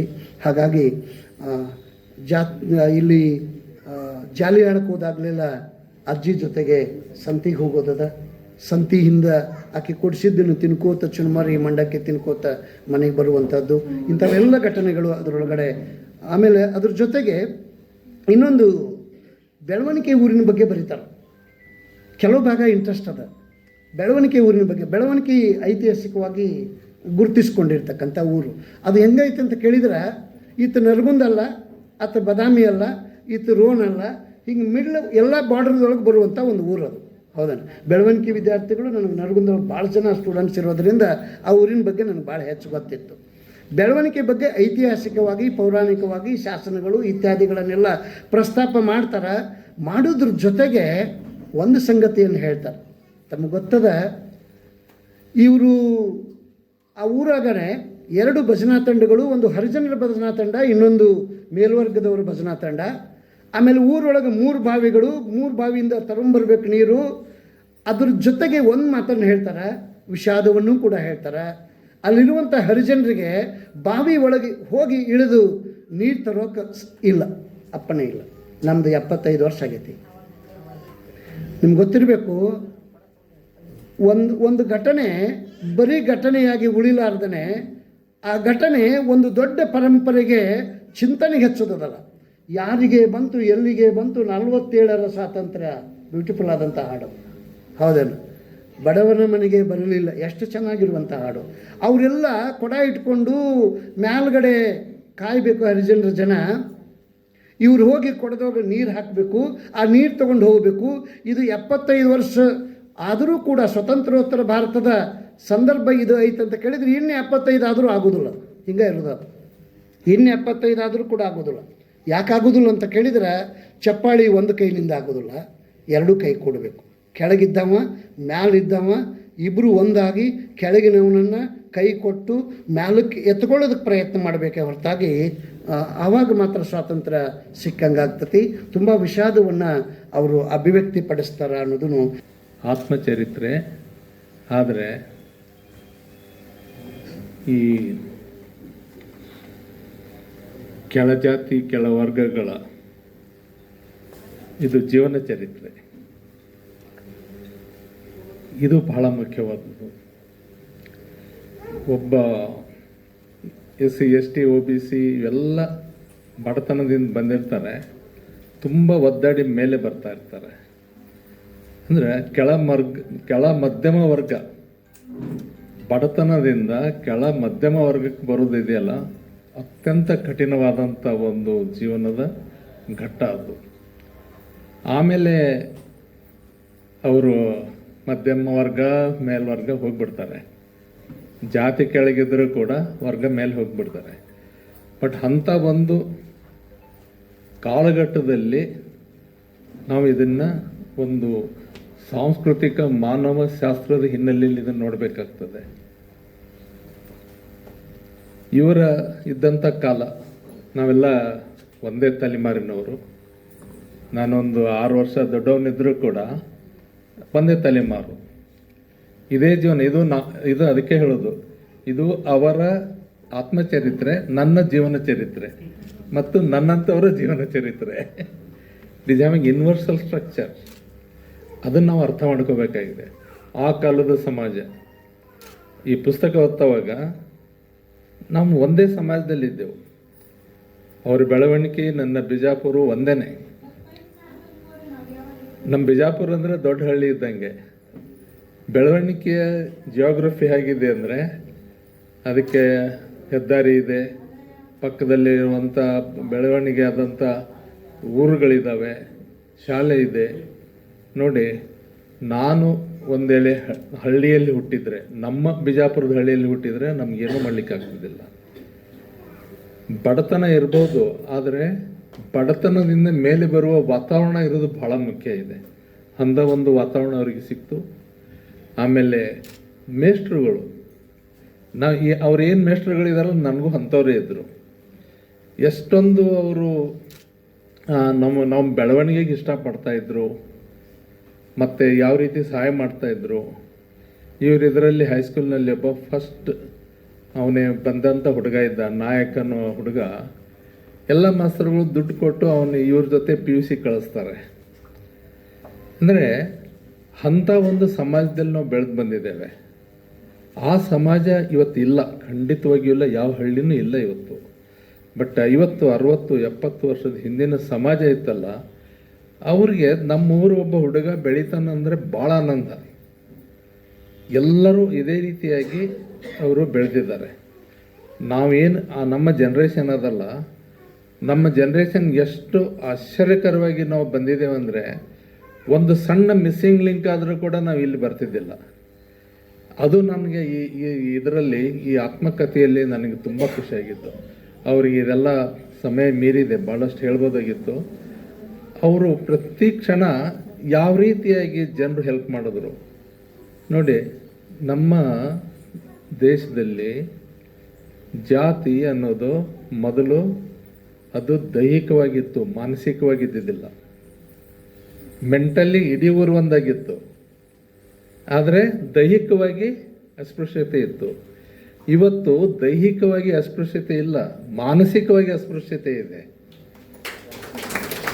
ಇದು ಒಂದು ದೊಡ್ಡ ದುರಂತ. ಇದು ದೈಹಿಕವಾದ ಅಸ್ಪೃಶ್ಯತೆಯನ್ನು ನಾವು ತಾಳ್ಕೋಬಹುದು, ಆದರೆ ಮಾನಸಿಕ ಅಸ್ಪೃಶ್ಯತೆ ಇದೆಯಲ್ಲ, ಇವರು ಅಲ್ಲಿಂದ ಏನು ಬಂದರು ಮುಂದೆ ನೋಡಿ. ಎಷ್ಟು ಆಶ್ಚರ್ಯ ಅಂದರೆ, ನಮ್ಮ ಕಲಿತ ಹಾಗೆ ನಾವು ಮಾನಸಿಕವಾಗಿ ಅಸ್ಪೃಶ್ಯತೆಯನ್ನು ಆಚರಿಸಲಿಕ್ಕೆ ಶುರು ಮಾಡ್ತೇವೆ.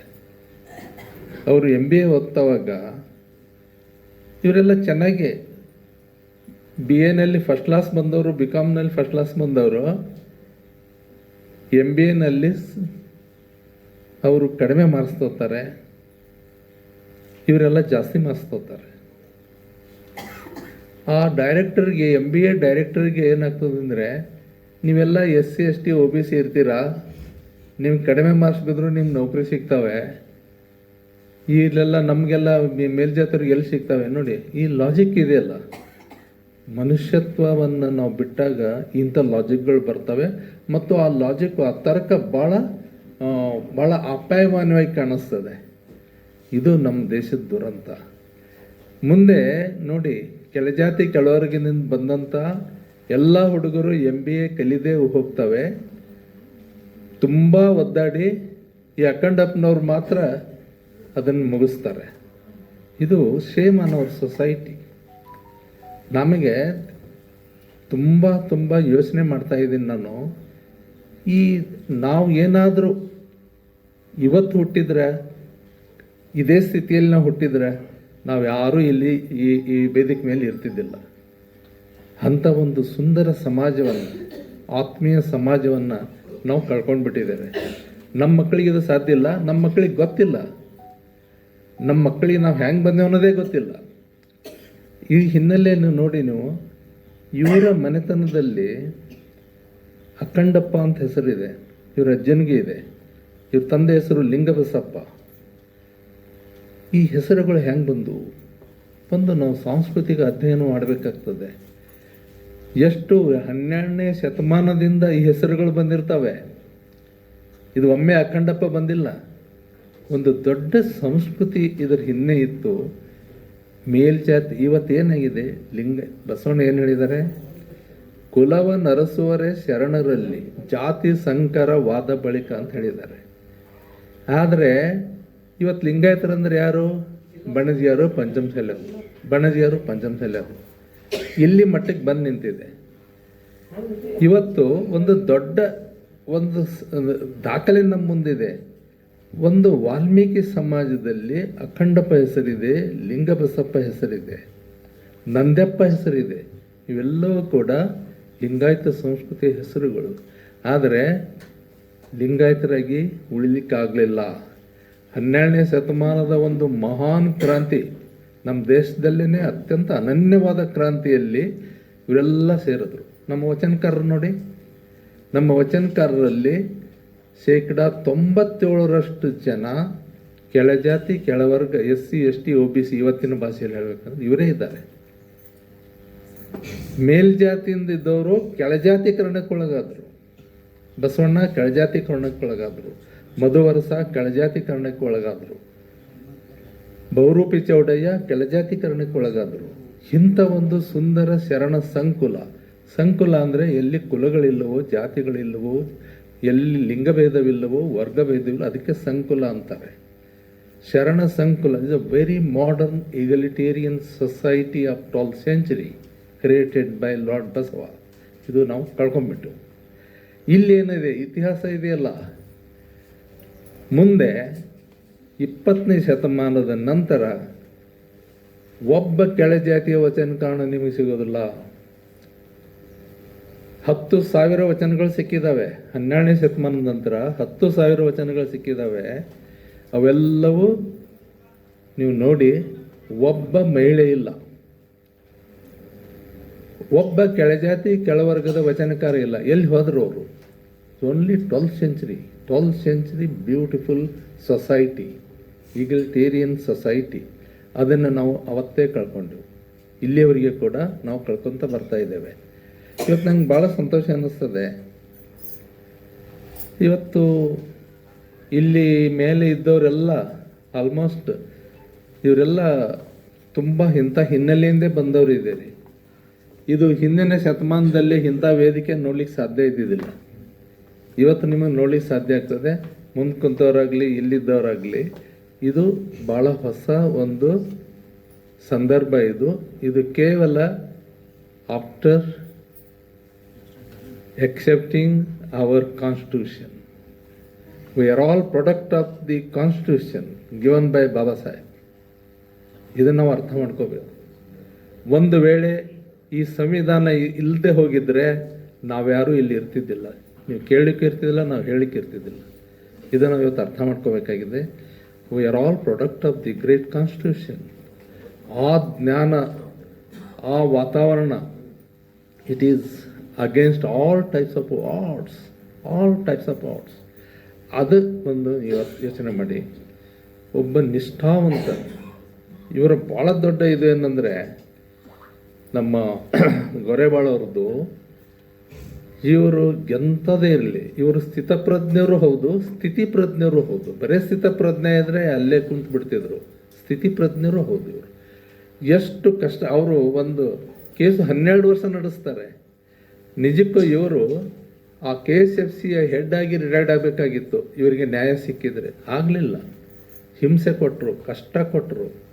ನೋಡಿ, ಒಬ್ಬ ಕೆಳಜಾತಿಯವನು ಈ ದೇಶದಲ್ಲಿ, ಅವನು SC ಆಗಿರ್ಬೋದು, ST ಆಗಿರ್ಬೋದು, OBC ಆಗಿರ್ಬೋದು, ಅವನು ಮೇಲೆ ಬರಬೇಕಾದ್ರೆ ಖಂಡಿತವಾಗಿಯೂ ಬಹಳ ಕಷ್ಟದ ಕೆಲಸ. ಇವರು ಈ ಒಂದು ಸಪ್ತ ಸಾಗರಗಳನ್ನು ಈಜಿ ದಾಟಿ ಬಂದಂಥ ಭಾವನೆ ನನಗೆ ಬಂತು ಈ ಪುಸ್ತಕ ಓದ್ತಾವೆ. 7 ಸಾಗರಗಳನ್ನು ದಾಟಿ ಬಂದಾಗ ಏನು ಅನ್ನಿಸ್ತದೆ, ಯಾತ್ರಲ್ಲಿ ಏನು ಮಾಡಿದೆವು, ಇದೆಲ್ಲ ಎಷ್ಟು ನೋವುಗಳೆಲ್ಲ ಇರ್ತವೆ. ಅವರ ಮನೆಯವರು ನೋಡಿ, ಅಷ್ಟು ದಿವಸ ಅವರಿಗೆ ಮಕ್ಕಳಾಗಲಿಲ್ಲ, ಕೊನೆಗೆ ಮಕ್ಕಳಾಯಿತು. ಆಮೇಲೆ ಇನ್ನೊಂದು ಸಲ ಗರ್ಭಿಣಿ ಆದಾಗ ಡಾಕ್ಟರ್ ಮಾಡಿದ ತಪ್ಪಿನಿಂದ ಅವರು ಮಗುವನ್ನು ಕಳ್ಕೊತಾರೆ. ಇವೆಲ್ಲ ಜೀವನದಲ್ಲಿ ಎಷ್ಟು ನೋವುಗಳಿರ್ತವೆ. ಆಮೇಲೆ ನೌಕರಿಯಲ್ಲಿನೂ he enjoyed his profession, but he never enjoyed his environment in the offices. ನೋಡಿ, ಇವೆಲ್ಲ ದುಃಖಗಳು. ಇದು ನನ್ಗೆ ಗೊತ್ತಿದೆ, ಪ್ರತಿಯೊಬ್ಬ SC ST OBC ಮೈನಾರಿಟಿ ಇದನ್ನು ಅನುಭವಿಸಿರ್ತಾನೆ, ಅನುಭವಿಸ್ಲಿಕ್ಕೇ ಬೇಕು ಅವನು. ಇಷ್ಟು ಕಷ್ಟದಲ್ಲಿ, ಅದಕ್ಕೆ ನಾನು ಹೇಳೋದು, ಇದು ನಮ್ಮೆಲ್ಲರ ಜೀವನ ಚರಿತ್ರೆ.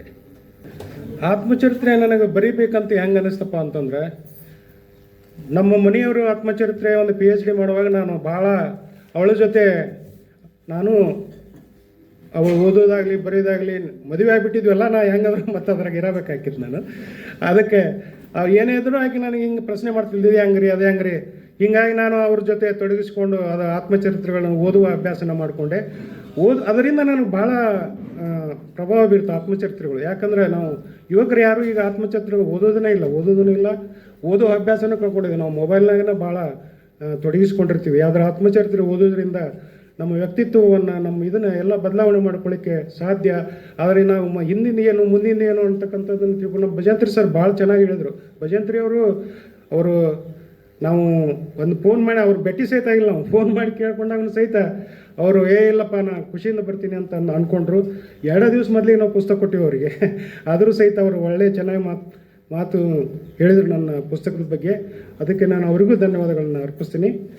ಇದರಲ್ಲಿ ನನಗೆ ಆತ್ಮಚರಿತ್ರೆಗಳು ಇಷ್ಟವಾದದ್ದು ಯಾವುದಂದ್ರೆ ನನ್ನ ಬಯೋಗ್ರಫಿ. ಅದು ನಿಜವಾದ ಆತ್ಮಚರಿತ್ರೆ ಅಂತ ಹೇಳ್ಬೋದು. 100% ಆತ್ಮಚರಿತ್ರೆ ಅಂದರೆ ನನ್ನ ಬಯೋಗ್ರಫಿ. ಅದು ಅವ್ರು ಮಾತಾಡುವಾಗ ಹೇಳಿದ್ರು, ಅವರು ವೇಶ್ಯ ಮನೆಗೆ ಹೋಗಿದ್ದನ್ನು ಅವರು ದಾಖಲೆ ಮಾಡಿದ್ರು. ಹೀಗೆ ಯಾವ ಆತ್ಮಚರಿತ್ರೆ ಬರಿತಾನೆ ಯಾವನು ಇಂಥ ಒಂದು ಘಟನೆಗಳನ್ನು ದಾಖಲಿಸಲಿಕ್ಕೆ ಸಾಧ್ಯ ಇಲ್ಲ. ಅದಕ್ಕೆ ಅತ್ಯುತ್ತಮವಾದ ಆತ್ಮಚರಿತ್ರೆ ಅಂತ ನಾನು ಇವರಿಗೆ BG ಅವರಿಗೆ ಹೇಳಲಿಕ್ಕೆ ಬಯಸ್ತೀನಿ. ಅದೇ ರೀತಿ ಊರಿ ಬರಲಿ ಸರಿ ಬರಲಿ, ನಮ್ಮ ತಾಲೂಕಿನವರೇ ಆದ RC ಹಿರೇಮಠ ಅವರು ಬರೆದಿದ್ದಾರೆ. ಆ್ಯಕ್ಚುಲಿ ನಮ್ಮ ಅಪ್ಪರು ಅವರ ಫ್ರೆಂಡ್, ಅವರು ನಮ್ಮ RC ಹಿರೇಮಠ ಅವ್ರ ಫ್ರೆಂಡು. ಅವರವ್ವ ಬಡತನ ಇದಾಗಲಿಕ್ಕೆ ಎಲ್ಲರೂ ಬಾಯಿ ಬೀಳಕ್ಕೆ ಹೋಗಿರ್ತಾರಂತೆ. ಅದನ್ನು ಹೇಳ್ತಿದ್ರು ನಮ್ಮ ಅಪ್ಪರು ನನಗೆ, ಹಿಂಗೆ ಬಾಯಿ ಬೀಳಕ್ಕೆ ಹೋಗಿರ್ತಾರೆ. ಊರನ್ನ ಜನ ಬಂದೆಲ್ಲ, ಯಾಕೆ ಬಾಯಿ ಬೀಳ್ತೀವ ನೀನು ಸ್ವಾಮಿ ಅದೇ ಈ ಊರಾಗ ಇನ್ನು ಅಡ್ಡಾಡಿದ್ರೆ ನಿನ್ನ ಹೊಟ್ಟೆ ತುಂಬತೈತಿ, ಯಾಕೆ ಎಲ್ಲರೂ ಹಿಟ್ಟು ಕೊಡ್ತಾರೆ ಇದು ಕೊಡ್ತಾರೆ, ನೀನು ಜೀವನ ಮಾಡ್ಬೋದು, ಯಾಕೆ ಇಂಥ ನಿರ್ಧಾರ ಕೈಕೊಂಡೆ ಅಂತ ಬೇದಾಗ ಅವಾಗ ಓದ್ತಾರೆ, ಮುಂದೆ ಬರ್ತಾರೆ. ಅವರು ನಮ್ಮ ಕರ್ನಾಟಕ ವಿಶ್ವವಿದ್ಯಾಲಯದ ಕುಲಪತಿಗಳಾಗ್ತಾರೆ. ಅದು ನಮಗೆ ಅವರ ಜೀವನ ನಮಗೆ ಮಾದರಿ ಆಗೈತಿ. ಅದಕ್ಕೆ ಅದು ನನಗೆ ಭಾಳ ಇಷ್ಟವಾಯ್ತು. ಆಮೇಲೆ ನಾಳಿನ ಚಿಂತೆ ಯಾಕೆ ಅಂತೇಳಿ ಒಬ್ಬರು ನಾಟಕಕಾರ ಅವರು ಹೆಬ್ಬಳಿಕರ್ ಅವರು, ಅದನ್ನು ಓದಿದೆ. ಹುಚ್ಚು ಮನಸ್ಸಿನಾತ್ಮಕಗಳು, ನೀರು ಮುಟ್ಟೋದಕ್ಕಾಗಿದೆ. ಆಮೇಲೆ ನಾನು ಮರಾಠಿ ಸಾಹಿತ್ಯದ ಸಹಿತ ಹೇಳಿದ್ರು ಸರ್, ಲಕ್ಷ್ಮಣ ಗಾಯಕ್ವಾಡ್ ಅವರು ನಮ್ಮ ಸಮಾಜಕ್ಕೆ ಒಂದು ಭಾಳ ಪ್ರಶ್ನೆ ಕೇಳಿದ್ರೆ ಅದನ್ನು ಯಾರೂ ಉತ್ತರ ಹೇಳಕ್ಕೆ ಸಾಧ್ಯ ಇಲ್ಲ ರೀ ನಾವು. ಯಾಕಂದ್ರೆ ಅವರು ಅಕ್ರಮವಾಗಿ ಒಂದು ಊರು ಗೌಡನ ಅಕ್ರಮ ಸಂತಾನದಿಂದ ಹುಟ್ಟಿರ್ತಾರೆ. ಅವರು ನಮ್ಮ ಸಮಾಜಕ್ಕೆ ಕೇಳುವಂಥ ಪ್ರಶ್ನೆಗಳು ನಮ್ಮನ್ನು ಮೂಕರನ್ನಾಗಿ ಮಾಡಿಬಿಡ್ತಾವೆ. ಅವರು ಪ್ರಶ್ನೆಗಳನ್ನ ನಾವು ಉತ್ತರ ಹೇಳೋಕ್ಕೆ ಸಾಧ್ಯ ಇಲ್ಲ. ಅಂಥ ಒಂದು ಆತ್ಮಕಥೆ ಅದು. ಅದನ್ನು ಓದಲೇಬೇಕು ಎಲ್ಲರೂ. ಅದನ್ನು ಓದಿದರೆ ಅದು ಏನಂತ ಅರ್ಥ ಆಗುತ್ತೆ. ಅದರ ಬಗ್ಗೆ ನಾವು ವಿವರವಾಗಿ ಹೇಳೋಂಗಿಲ್ಲ. ಆಮೇಲೆ ಉಚ್ಚಲ ಅನ್ನೋ ಆತ್ಮಹತ್ಯೆಯನ್ನು ಹಂಗೇನಿದೆ. ಅವರು ಆ್ಯಕ್ಚುಲಿ ಕಳ್ತನ ಮಾಡ್ತಿರ್ತಾರೆ. ಕಳ್ತನ ಮಾಡಿ ಅವ್ರು ಹೇಳ್ತಾರೆ ನಮಗೆ ಕಿಸೆ ಕತ್ತರು ಬ್ಲೇಡ ನಮ್ಗೆ ದೇವರು ಅಂತ ಹೇಳ್ತಾರೆ. ದೇವ್ರು ಎಲ್ಲಿದ್ದಾನಂದರೆ ನಾವು ದೇವ್ರ ಅಲ್ಲಿ ಅದನ್ನು ಆ ಗುಡಿ ಆಗ್ಯದ ಈ ಗುಡಿ ಆಗ್ಯದನಲ್ಲ, ಅವರು ಮಾಡುವಂಥ ಕಸಬಿನಲ್ಲೇ ದೇವ್ರು ಅದನ್ನು. ಯಾಕಂದ್ರೆ ಊಟ ಹಾಕೋದು ಬ್ಲೇಡ, ಅದು ನಾವು ಹಿಂಗೆ ಕಳ್ತನ ಮಾಡ್ತಿದ್ವಿ, ಹಿಂಗೆ ಜಾತ್ರೆ ಹೋಗ್ತಿದ್ವಿ, ಅದನ್ನೆಲ್ಲ ಅವರು ವಿವರಣೆ ಕೊಡ್ತಾರೆ. ಅವರು ಜೀವನ ಹೆಂಗಿತ್ತು, ಅವ್ರನ್ನ ಜೊತೆನೇ ಇವು ಕುರಿ ಅವು ಎಲ್ಲ ಬದುಕ್ತಿದ್ವು. ಅವು ಉಚ್ಚಿ ಹೋದ್ರೆ ನಮ್ಮ ಎಲ್ಲ ಹಾಸಿಗೆ ತೊಯ್ತಿದ್ವು. ಅಂಥದ್ರಾಗ ನಾವು ಬದುಕ್ತೀವಿ. ಅಂದ್ರೆ ಆ ವಾತಾವರಣ ಹೆಂಗಿತ್ತು ಅವ್ರ ಮನೇದು ಅಂತಕ್ಕಂಥ ಮಾತನ್ನು. ಆಮೇಲೆ ಅವ್ರ ಅಜ್ಜಿ ಇರ್ತಾಳೆ, ಅವರಿಗೆ ಬಡತನ ಎಷ್ಟಿರ್ತೈತೆ ಅಂದ್ರೆ ನಮ್ಮ ಎಮ್ಮೆ ದನ ತಿಂದು ಹೇಗೆ ಸಗಣಿ ಹಾಕ್ತಾವ್ರಿ, ಅದ್ರಾಗ ಜೋಳ ಉಳಿದಿರ್ತಾವೆ ಒಂದೊಂದು. ಆ ಸಗಣಿ ಹೋದು ಆಕೆ ಹಳದಾಗ ತೊಳ್ಕೊಂಬಂದು ಆ ಜೋಳನ ಒಣಗಿಸಿ ಅವರಿಗೆ ಹಿಟ್ಟು ಮಾಡಿ ಊಟ ಹಾಕ್ತಾಯಿರ್ತಾರೆ. ಅದನ್ನು ನೋಡಿಬಿಟ್ರೆ ಎಂಥ ನಮ್ಮದು ಜೀವನಪ್ಪ ಅಂತಕ್ಕಂಥದ್ದು ಮಾತು ನನ್ನ ನೆನಪಿ ಬರ್ತದೆ. ಇದನ್ನು ಈ ವಿಷಯವನ್ನು ನಮ್ಮ ಮನೆಯವರ ಆತ್ಮಚರಿತ್ರೆ, ಕನ್ನಡ ಸಾಹಿತ್ಯದ ಆತ್ಮಚರಿತ್ರೆ ಬಿಡುಗಡೆ ಮಾಡುವಾಗ ನಾನು ಗಿರಡ್ಡಿ ಗೋವಿಂದರಾಜ್ ನೆನೆಸ್ಕೋಬೇಕು. ಅವತ್ತು ಈ ವಿಷಯನ ಅವ್ರು ಹೇಳ್ತಾ ಪ್ರಸ್ತಾಪ ಮಾಡ್ತಾ ಅವ್ರ ಕಣ್ಣಲ್ಲಿ ನೀರು ಬಂತು. ಅಂದರೆ ಒಬ್ಬ ಸಾಹಿತಿಗೆ ಎಂಥ ಹೆಣ್ಣು ಕರಳು ಇರ್ತೈತಿ ಅಂತಕ್ಕಂಥ ಮನಸ್ಸು ಇರ್ತೈತಿ, ಅದನ್ನು ಹೆಂಗೆ ಅನುಭವಿಸ್ತಾರೆ ಅವರು ಅನ್ನತಕ್ಕಂಥದ್ದನ್ನು ನಾನು ಇಲ್ಲಿ ಹೇಳ ಬಯಸ್ತೀನಿ. ಅದೇ ರೀತಿ DTP ಮಾಡುವಾಗ ನನ್ನ ಕನ್ನಡ ಸಾಹಿತ್ಯದ ಆತ್ಮಚರಿತ್ರೆ DTP ಮಾಡುವಾಗ ನಾನು ಯಾವಾಗಲೂ ಆ DTP ಮಾಡೋನ ಹತ್ರ ಕುಂದಿರ್ತಿದ್ದೆ. ಯಾಕಂದ್ರೆ ನಾನು ಅದನ್ನೆಲ್ಲ ಕರೆಕ್ಷನ್ ಮಾಡಬೇಕು. ಹೀಗಾಗಿ ನಾನು ಅವರು ಸಾಹಿತ್ಯ ಆತ್ಮಚರಿತ್ರೆಯಲ್ಲಿ ಬಂದಂಥ ಎಲ್ಲ ಆತ್ಮಚರಿತ್ರೆಗಳು ನನಗೆ ಮನದಟ್ಟಾಗಿದ್ದವು. ನೋಡ್ರಿ, ಈಗೆಲ್ಲ ನಾವು ಯಾರು ಯುವಕರು ಇರಲಿಲ್ಲ, ನಾವು 40-50 ದಾಟಿದವರಾದ್ವಿ. ಆದರೆ ನಮ್ಮ ಯುವಕರು ಇಂಥ ಕಾರ್ಯಕ್ರಮದಲ್ಲಿ ಭಾಗವಹಿಸಿದರೆ ಅವರು ಒಳ್ಳೆಯ ಮಾರ್ಗದ ಅವ್ರ ಜೀವನವನ್ನು ಉನ್ನತ ಮಟ್ಟಕ್ಕೆ ಒಯ್ಯಲಿಕ್ಕೆ ಸಾಧ್ಯ ಆಗ್ತೈತಿ ಓದಿದ್ರೆ ಅಂತಕ್ಕಂಥ ಮಾತನ್ನು ನಾನು ಈ ಸಂದರ್ಭದಲ್ಲಿ ಹೇಳಿ ಬಯಸ್ತೀನಿ. ನಾನು ಮೊದಲಿಗೆ ನಾನು ಸಾಹಿತ್ಯ ಗಂಧ ಗೊತ್ತಿಲ್ಲ ನನಗೆ. ಆದರೆ ಇದನ್ನು ಯಾಕೆ ಬರದೆ ಅಂತಂದರೆ, ಅದು ನಾನು ಮೊದಲಿಗೆ ವಿದ್ಯಾರ್ಥಿ ದಶೆಯಲ್ಲಿದ್ದಾಗ ನಾನು ಕಾದಂಬರಿ ಕತೆ ಅಂತ ಓದ್ತಾ ಇದ್ದೆ. ಅದರ ಪ್ರಭಾವನೂ ನನಗಿರ್ಬೋದು, ನನ್ನ ಮನೆಯವರ ಪ್ರಭಾವನೂ ನನ್ನ ಮೇಲೆ ಇರ್ಬೋದು. ಆದರೆ ನಾನು ನನ್ನ ಜೀವನವನ್ನು ದಾಖಲೆ ಮಾಡ್ಬೇಕಂತ ಒಂದು ಏನೋ ನಾನು ಹಿಂಗೆ ಸುಮ್ಮನೆ ಕುಂತಾಗ ಬಂತು ಮನಸ್ಸಿನಾಗ, ನನ್ನ ಜೀವನವನ್ನು ಯಾಕೆ ದಾಖಲೆ ಮಾಡಬಾರ್ದಪ್ಪ ಅಂತ ಬಂದಾಗ, ಇಲ್ಲ ನಾ ಏನಾರ ಮಾಡಿ ಬರಿಬೇಕು, ಇದನ್ನು ದಾಖಲೆ ಮಾಡಬೇಕು ಅಂತ ಅನಿಸ್ತು. ಅದು ನಾನು ತಿಳಿದು ಬರ್ಕೊತ ಹೋದೆ. ಅದರಲ್ಲಿ ಒಂದು ಕಡೆ ಸ್ಟಕ್ ಆಗಿಬಿಟ್ಟೆ. ನಾನು ಮುಂದೆ ಏನು ಬರಿಬೇಕಂತ ನನಗೆ ಗೊತ್ತಾಗಲಿಲ್ಲ. ಆವಾಗ ಯೋಚನೆ ಮಾಡಿ ಒಂದು 2 ದಿವಸ ಹೋಗ್ಬಿಡ್ತು ರೀ. 2 ದಿವಸ ಹೋದ್ಮೇಲೆ ಆಮೇಲೆ ಯೋಚನೆ ಮಾಡಿದೆ, ಹಿಂಗೆ ಬರೆದ್ರೆ ಇದು ಮುಟ್ಟೋದಿಲ್ಲ. ನಾನು ಒಂದೊಂದು ಘಟನೆಗಳನ್ನು, ಒಂದೊಂದು ವಿಷಯಗಳನ್ನು ಒಂದು ಚಾಪ್ಟರ್ ಮಾಡ್ಕೊಂಡು ಬರೆದ್ರೆ ಇದು ಮುಂದೆ ಹೋಗ್ಬೋದು ಅಂತಕ್ಕಂಥ ಒಂದು ದಾರಿ ಕಾಣ್ತು. ಅವಾಗ ನಾನು ಆ ಥರ ಮಾಡಿ ಇದನ್ನು ಬರಲಿಕ್ಕೆ ಪ್ರಯತ್ನ ಮಾಡಿದೆ. ನಾನು ಇದನ್ನು ಬರೀ 2 ತಿಂಗಳಲ್ಲಿ ಬರೆದಿದ್ದೇನೆ ಅಂತ ಹೇಳೋಕ್ಕೆ ನನಗೆ ಇದು ಸರ್ 2 ತಿಂಗಳಲ್ಲಿ ಇದು ಆತ್ಮಕಥೆ ನಾನು ಬರೆದಿದ್ದೀನಿ. ಆಮೇಲೆ ನಮ್ಮ ಭೈರಪ್ಪನವ್ರ ಕಾದಂಬರಿನೂ ಓದ್ತಾ ಇದ್ದೆ ನಾನು. ಅವಾಗ ದೂರ ಸರಿದ್ರು, ನಾವು ಇನ್ನೂ ಯುವಕರಿದ್ವಿ ಅವಾಗ. ಭೈರಪ್ಪನವ್ರ ಕಾದಂಬರಿ ಓದ್ತಾ ಇದ್ದೆ. ಅವಾಗ ಒಂದು ಆ ದೂರ ಸರಿದರು ಕಾದಂಬರಿ ಒಳಗೆ ಬರ್ತದೆ, ಹೆಣ್ಣನ್ನು ಪ್ರೀತಿಸುವುದಕ್ಕಿಂತ ಪ್ರಕೃತಿ ಪ್ರೀತಿ ಮಾಡಿದರೆ ನಾವು ನಿರಾಶರಾಗುವ ಇದು ಇಲ್ಲ ಅಂತ, ನಿರಾಶರಾಗ್ಲಿಕ್ಕೆ ಸಾಧ್ಯ ಇಲ್ಲ ಅಂತ ಅದನ್ನು ಹೇಳ್ತಾರೆ ಅವರು. ಆ ಥರ ನಾನು ಇದನ್ನು ಒಂದು ಏನಾದರೂ ಮಾಡಿ ನನ್ನ ಜೀವನವನ್ನು ದಾಖಲೆ ಮಾಡಬೇಕಂತಕ್ಕಂಥ ಒಂದು ಇದನ್ನು ಮಾಡಿದ್ವಿ. ಆದರೆ ನನಗೆ ಸರಳವಾದ ಭಾಷೆಯಲ್ಲಿ ಸಾಹಿತ್ಯ ಅಂತ ಹೇಳೋದಲ್ಲ, ನಾನು ಸರಳವಾದ ಭಾಷೆಯಲ್ಲಿ ಬರ್ಕೊಂಡು ಹೋಗಿದ್ದೀನಿ. ಆದರೆ ಇವತ್ತಿನ ಒಂದು ಸಾಹಿತ್ಯವನ್ನು ನೋಡಿದಾಗ ಬಹಳ ಕಠಿಣವಾದ ಪದಗಳನ್ನು ಉಪಯೋಗ ಮಾಡ್ತಾರೆ. ಅದು ಸರಳವಾದ ಭಾಷೆಯಲ್ಲಿ ಮಾಡಿದರೆ ಜನನ ಮುಟ್ಟಕ್ಕೆ ಸಾಧ್ಯ ಐತಿ. ಅದಕ್ಕೆ ಸರಳವಾದ ಭಾಷೆಯಲ್ಲಿ ಬರಲಿಕ್ಕೆ ಪ್ರಯತ್ನ ಮಾಡಬೇಕು ಅಂತಕ್ಕಂಥ ಮಾತನ್ನು ಹೇಳ್ತಾ, ನಾವು ಎಲ್ಲ ಬರೀ ಲೆಕ್ಕ ವ್ಯವಹಾರ ನಿರ್ವಹಣೆ, profit and loss account balance sheet ಮಾಡ್ಕೊಂಡು ಬಂದವರು ನಾವೆಲ್ಲ ಬರೀ ಲೆಕ್ಕದಾಗ ಇದ್ದವರು. ಅದಕ್ಕೆ ನನಗನ್ನಿಸ್ತು, ಕೂಡದ ಕಳೆದ ಆ ಲೆಕ್ಕ, ಕೂಡ ಕುಳಿಸುವ ಈ ಲೆಕ್ಕ, ಯಾರಿಗೆ ಬೇಕು ಈ ಲೆಕ್ಕ ಅಂತಂದು ಇದನ್ನು ನಾನು ಬರೆಯೋ ಪ್ರಯತ್ನ ಮಾಡಿದೆ ಅಂತ ಹೇಳ್ಬೋದು. ಅದಕ್ಕೆ ನಮ್ಮದೊಂದು ಲೆಕ್ಕ ಇದ್ರಾಗಿರಲಿ ಅಂತ, ಸಾಹಿತ್ಯದೊಳಗಿರಲಿ ಅಂತ ಅಂದ್ಕೊಂಡು ನಾನು ಮಾಡಿದ್ದೀನಿ. ಅದಕ್ಕೆ ಏನೋ ಒಂದು ಸಾಹಸ ಮಾಡಿದ್ದೀನಿ. ಅದು ಓದೋಗರಿಗೆ ಓದಿ ನನಗೆ ಬೆನ್ನು ತಟ್ಟಿದ್ರೆ ಅದೇ ಖುಷಿ. ಅದಕ್ಕೆ ನಾನು ಎಲ್ಲರಿಗೂ, ಈ ನನ್ನ ಎಲ್ಲ ಸ್ನೇಹಿತರಿಗೆ, ನನ್ನ KSFC ಮಿತ್ರರಿಗೆ, ಎಲ್ಲ ಬಂಧುಗಳಿಗೆ, ಎಲ್ಲ ಆತ್ಮೀಯರಿಗೆ, ಎಲ್ಲ ಹಿರಿಯರಿಗೆ ಇವತ್ತು ಬಂದು ನನ್ನ ಆಶೀರ್ವಾದ ಮಾಡಿದ್ರಿ, ಅದೇ ನನಗೆ ಖುಷಿ ಅಂತ ಹೇಳ್ತಾ ನಾನು ಒಂದು 2 ಮಾತುಗಳನ್ನು ಮುಗಿಸ್ತೀನಿ. ಈಗ ಏನಕ್ಕೂ ಕೆಲವಷ್ಟು ಸಂದರ್ಭದಲ್ಲಿ ಕುಲಪತಿಗಳು ಬಹಳಷ್ಟು ಒತ್ತಡ ಇರ್ತಾವೆ. ಬೆಂಗಳೂರು ಫೋನ್ ಬರ್ತಾವೆ, ಅಲ್ಲಿ ಬರ್ತಾವೆ, ಏನೋ ಇದ್ದಾಗ ಅದು ಹೆಂಗೋ ಏನಂತ ನನಗೂ ನಿನ್ನೆ ಫೋನ್ ಮಾಡ್ತೀನಿ, ಮತ್ತೆ ಇವತ್ತು ಬೆಳಿಗ್ಗೆ ಫೋನ್ ಮಾಡ್ತೀನಿ. ಇವತ್ತು ನೋಡ್ರಲ್ಲ ಇಷ್ಟು ಶಾಂತಿಯುತವಾಗಿ ಒಂದು ಕಾರ್ಯಕ್ರಮ ಬಂದು ಪುಸ್ತಕ ಬಿಡುಗಡೆ ಮಾಡಿ ಭಾಳ ಚೆನ್ನಾಗಿ ಮಾತಾಡಿದೆ ಸರ್. ಮತ್ತು ಅಷ್ಟೇ ಅಲ್ಲ, ಒಳ್ಳೆಯ ಸಾಹಿತ್ಯಗಳು. ಮತ್ತು ಅವ್ರು ಭಾಳ ದಿವಸ ನೋಡಿದ್ದೇನೆ. ಇವನ್ ನಮ್ಮ ಧಾರವಾಡ ಜಿಲ್ಲೆಗೆ ಸಂಬಂಧಪಟ್ಟಂಥ ಕರ್ನಾಟಕ ಏಕೀಕರಣದ ಧಾರವಾಡ ಜಿಲ್ಲೆಯ ಕೊಡುಗೆ ಅಂತೇಳಿ ಸದ್ಯಕ್ಕೆ ಸರ್ ಪುಸ್ತಕ ಬರೆದಿದ್ದು. ಈಗ ಇನ್ನೂ ಹಲವಾರು ಅವರು ಕರೆದಿದ್ದಾವೆ. ನಿಜಕ್ಕೂ ಸರ್, ನೀವು ನಿಮ್ಮ ಒಂದು ರಾಯಚೂರಿಂದ ಇಲ್ಲಿ ಬಂದು ಒಂದು ನಮ್ಮ ಕಾರ್ಯಕ್ರಮಕ್ಕೆ ಭೂಷಣ ಆಗಿದೆ. ಬಹಳ ನನಗೊಂದು ಖುಷಿಯಾಗಿದೆ. ಯಾಕಂದರೆ ಸಾಹಿತ್ಯ ಪರಿಷತ್ ಮುಖ್ಯ ಉದ್ದೇಶ ಅಂದರೆ ಹಲವಾರು ಜನ ಇಲ್ಲಿ ಸಾಹಿತ್ಯಗಳು ಬರಬೇಕು, ಇಲ್ಲಿ ಎಲ್ಲ ಜನರಿಂದ ಪರಿಚಯ ಆಗಬೇಕು. ಮತ್ತು ನಿಮ್ಮಂಥ ಒಂದು ಜೀವನ ಚರಿತ್ರೆ ನೋಡ್ಲೈಕ್ ನಮ್ಮೇನು ದರ್ಗಾ ಸರ್ ಹೇಳಿದ್ರಲ್ಲ, ಭಾಳಷ್ಟು ವ್ಯಕ್ತಿಗಳು ಹಾಗೇ ಇದೆ. ಲೈಕ್ ಅವರು ಮಾತಾಡ್ತಕ್ಕಂಥ ಇದರಲ್ಲಿ ಒಂದು ಕಷ್ಟದಲ್ಲಿ ಬೆಳೆದು ಒಂದು ಭಾಳಷ್ಟು ಒಂದು ಸಮಸ್ಯೆಗಳನ್ನ ಎದುರಿಸಿ, ಯಾಕೆ ಮನುಷ್ಯನಿಗೆ ಕಷ್ಟ ಇದ್ದಾಗ ಏನಾದರೂ ಅಚೀವ್ಮೆಂಟ್ ಮಾಡ್ಬೇಕಂತಕ್ಕಂಥ ಒಂದು ಒಂದು ಒಂದು ಹುರುಪು ಹುಮ್ಮಸ್ಸು ಬರ್ತಲ್ಲ.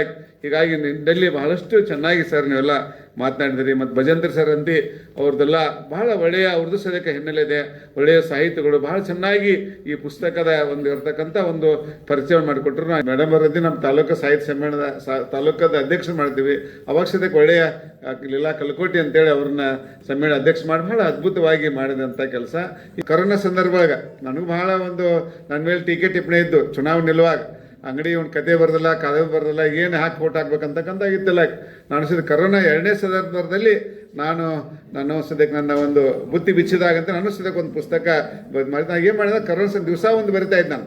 ನಾನೆಲ್ಲ ನನ್ನ ಪ್ರಾಥಮಿಕ ಶಿಕ್ಷಣ ಹಂಗಿತ್ತು, ನಮ್ಮ ಶಿಕ್ಷಕ ಇದೇ ರೀತಿಯಾಗಿ ಅವ್ರಷ್ಟು ಚೆಂದಾಗಿಲ್ಲ, ಬಟ್ ನಾನು ಮಾಡೇನೆ. ಅಂದರೆ ಅವ್ರದ್ದು ಯಾವುದೇ ರೀತಿ ಒಂದು ತೆಪ್ಪಾಗಿಲ್ಲ ಅಂತಂದ್ರೆ ಅದು ನನ್ನಷ್ಟು ಕಾಗುಣಿತ ಆಗಿದ್ದಾವೆ. ನಂದು ಎಕನಾಮಿಕ್ಸ್ ಪ್ರೊಫೆಸರ್ ಆದರೂ ಸದ್ಯ ಕನ್ನಡದಲ್ಲಿ ಬಹಳಷ್ಟು ಒಂದು ಅಧ್ಯಯನ ಇದ್ರೆ ಮಾತ್ರ ಸಾಧ್ಯವಾಗತ್ತೆ. ಹೀಗಾಗಿ ಅವಾಗ ನನ್ನ ಬಾಲ್ಯ ಹಂಗಿತ್ತು. ನಮ್ಮ ಶಿಕ್ಷಕರು ಯಾವ ರೀತಿ ಕಲಿಸ್ತಾ ಇದ್ದರು, ನಮ್ಮ ಬಾರಿಕ ಸರ್ ಇನ್ನೂ ಇದ್ದಾರೆ ನಾವೆಲ್ಲ. ಆಮೇಲೆ ಹೈಸ್ಕೂಲ್ ಶಿಕ್ಷಕರು ಹೆಂಗಿದ್ದರು, ಆಮೇಲೆಲ್ಲನೂ ಮಾಡ್ಕೊಂತ junior college, degree college, university ಎಂತೆಂಥ ಜನ ಇದ್ದರು ಎಲ್ಲನೂ ಹಿಡ್ಕೊಂಡು ಎಲ್ಲ ಬರೋದು ಎಲ್ಲ ಪ್ರತಿ ದಿವಸ ನಾನು ಒಂದು ಫೇಸ್ಬುಕ್ದಾಗ ಅಪ್ಲೋಡ್ ಮಾಡ್ತೀನಿ. ಲೈಕ್ ಎಲ್ಲ ಜನ ಎಷ್ಟೆಷ್ಟು ಜನ ನನ್ನ ನೋಡಿ ನನಗೆ ಫೋನ್ ಮಾಡ್ತಿದ್ರು, ಕಮೆಂಟ್ ಮಾಡ್ತಾಯಿದ್ರು.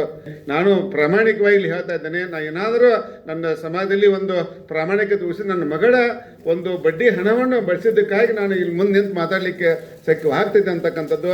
ಯಾಕೆ ಯಾವುದೇ ರೀತಿ ಮಾತಾಡೋ ರಾಜಕಾರಣಿಗಳು ಏನಾದ್ರು ಮಾತಾಡ್ತಾರೆ, ಹಂಗೆ ಮಾಡ್ತಾರೆ, ಬಟ್ ಆ ರೀತಿ ನಂದಲ್ಲ. ನಿಜವಾದಂಥ ನನಗೆ ಇಷ್ಟು ಸಾಧನೆ ಮಾಡಿ ನನ್ನ ಶ್ವೇತಾ ಒಂದು ಬಡ್ಡಿ ಹಣವನ್ನು ಆಕ್ಸಿಡೆಂಟ್ ಆಗಿದೆ, ಇನ್ನೂ ಮದುವೆಯಾಗಿಲ್ಲ, ನೋವು ಅನ್ನಿಸ್ತಾ ಇದೆ. ಎಲ್ಲಿ ಸದ್ಯಕ್ಕೆ ನಾವೆಲ್ಲ ಇಡೀ ರಾಷ್ಟ್ರ ಮಟ್ಟದಲ್ಲಿ ಕಾರ್ಯಕ್ರಮ ಮಾಡಿದ್ವಿ. ಎಲ್ಲೇ ಮಾಡಿದ್ರೆ ಸದ್ಯಕ್ಕೆ ನಾವು ಡೆಪಾಸಿಟ್ ಮಾಡಿಲ್ಲ, ಉಳಿತಾಯ ಮಾಡಿದ್ದೇವೆ. ಹುಬ್ಬಳ್ಳಿ ಒಳಗೆ ಮಾಡಿದ್ರೆ 2 ಲಕ್ಷ ರೂಪಾಯಿ ಉಳಿತಾಯ ಮಾಡಿದ್ದೇವೆ. ಅಖಿಲ ಭಾರತದಲ್ಲಿ ಉಳಿತಾಯ ಮಾಡಿದ್ದೇವೆ. ಎಷ್ಟು ನೋಡ್ತೇನೆ ನಾನು ಹೇಳೋ ಉದ್ದೇಶ ಈ ರೀತಿಯಾಗಿ ಸಾರ್ವಜನಿಕ ಬದುಕಿನಲ್ಲಿ ಏನೋ ಒಂದು ಅಧಿಕಾರ ಸಿಕ್ಕಾಗಿ ಇದು ಸಾಹಿತ್ಯ ಪರಿಷತ್ ಗೊತ್ತಿದೆ. ಎಪ್ರಿಲಿಂದ ಇಲ್ಲಿ ಮಟ್ಟ ನಮ್ಗೆ 10 ಪೈಸೆ ಅನುದಾನ ಬಂದಿಲ್ಲ. ಏನು ಇಲ್ಲಿ ಹೆಂಗೆ ಮಾಡೋಕಂತ ಕೇಳ್ಬೋದಲ್ಲ. ಇಂಥ ಒಂದು ಕಷ್ಟದಲ್ಲಿ ಸದ್ಯಕ್ಕೆ ಪರಿಷತ್ತು ಜೀವಂತವಾಗಿ ಉಳ್ಬೇಕಂತ ಎಷ್ಟೋ ನನ್ನ ಪಗಾರದಲ್ಲಿ ಸದ್ಯಕ್ಕೆ ಹಾಕಿ ನಾವೆಲ್ಲ ಕಾರ್ಯಕ್ರಮ ನಡೆಸ್ತಾ ಇದ್ದೇವೆ. ಹೀಗಾಗಿ ಇದು ಸದ್ಯಕ್ಕೆ ನನಗೆ ಖುಷಿ ಅನ್ನಿಸ್ತದೆ. ಇಲ್ಲ ನನಗೆ ಬರ್ಡನ್ ಆಗೋದಿಲ್ಲ. ಯಾಕಂದರೆ ಇದೊಂದು ಸಾಹಿತ್ಯ ಪರಿಷತ್ತಿನ ಒಂದು ಕಾರ್ಯಚಟುವಟಿಕೆ ನಿರಂತರವಾಗಿ ನಡಿಬೇಕಂತಕ್ಕಂಥ ಉದ್ದೇಶಗಳು ಮಾಡ್ತಿದ್ದೇವೆ.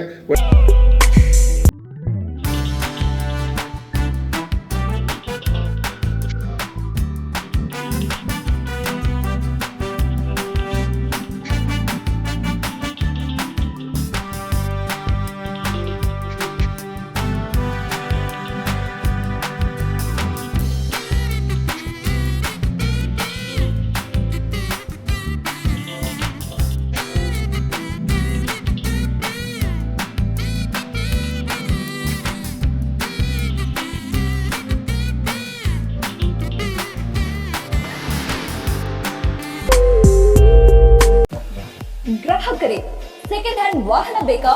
ಕಾರ್ ಮತ್ತು ಬೈಕ್ ಬೇಕಾದರೆ ನ್ಯಾಷನಲ್ ಆಟೋ ಕನ್ಸಲ್ಟೆಂಟ್ಗೆ ಭೇಟಿ ನೀಡಿ. ಇಲ್ಲಿ ಎಲ್ಲ ತರಹದ ಸೆಕೆಂಡ್ ಹ್ಯಾಂಡ್ ಬೈಕ್ ಮತ್ತು ಕಾರುಗಳು ಸಿಗುತ್ತದೆ. ವಿಶೇಷವೇನೆಂದರೆ ಲೋನ್ ಮೂಲಕವೂ ವಾಹನ ಖರೀದಿ ಮಾಡಬಹುದು. ನೀವು ಭೇಟಿ ನೀಡಬೇಕಾದ ಸ್ಥಳ old DSP circle, BSL office near KC park, Dharwad.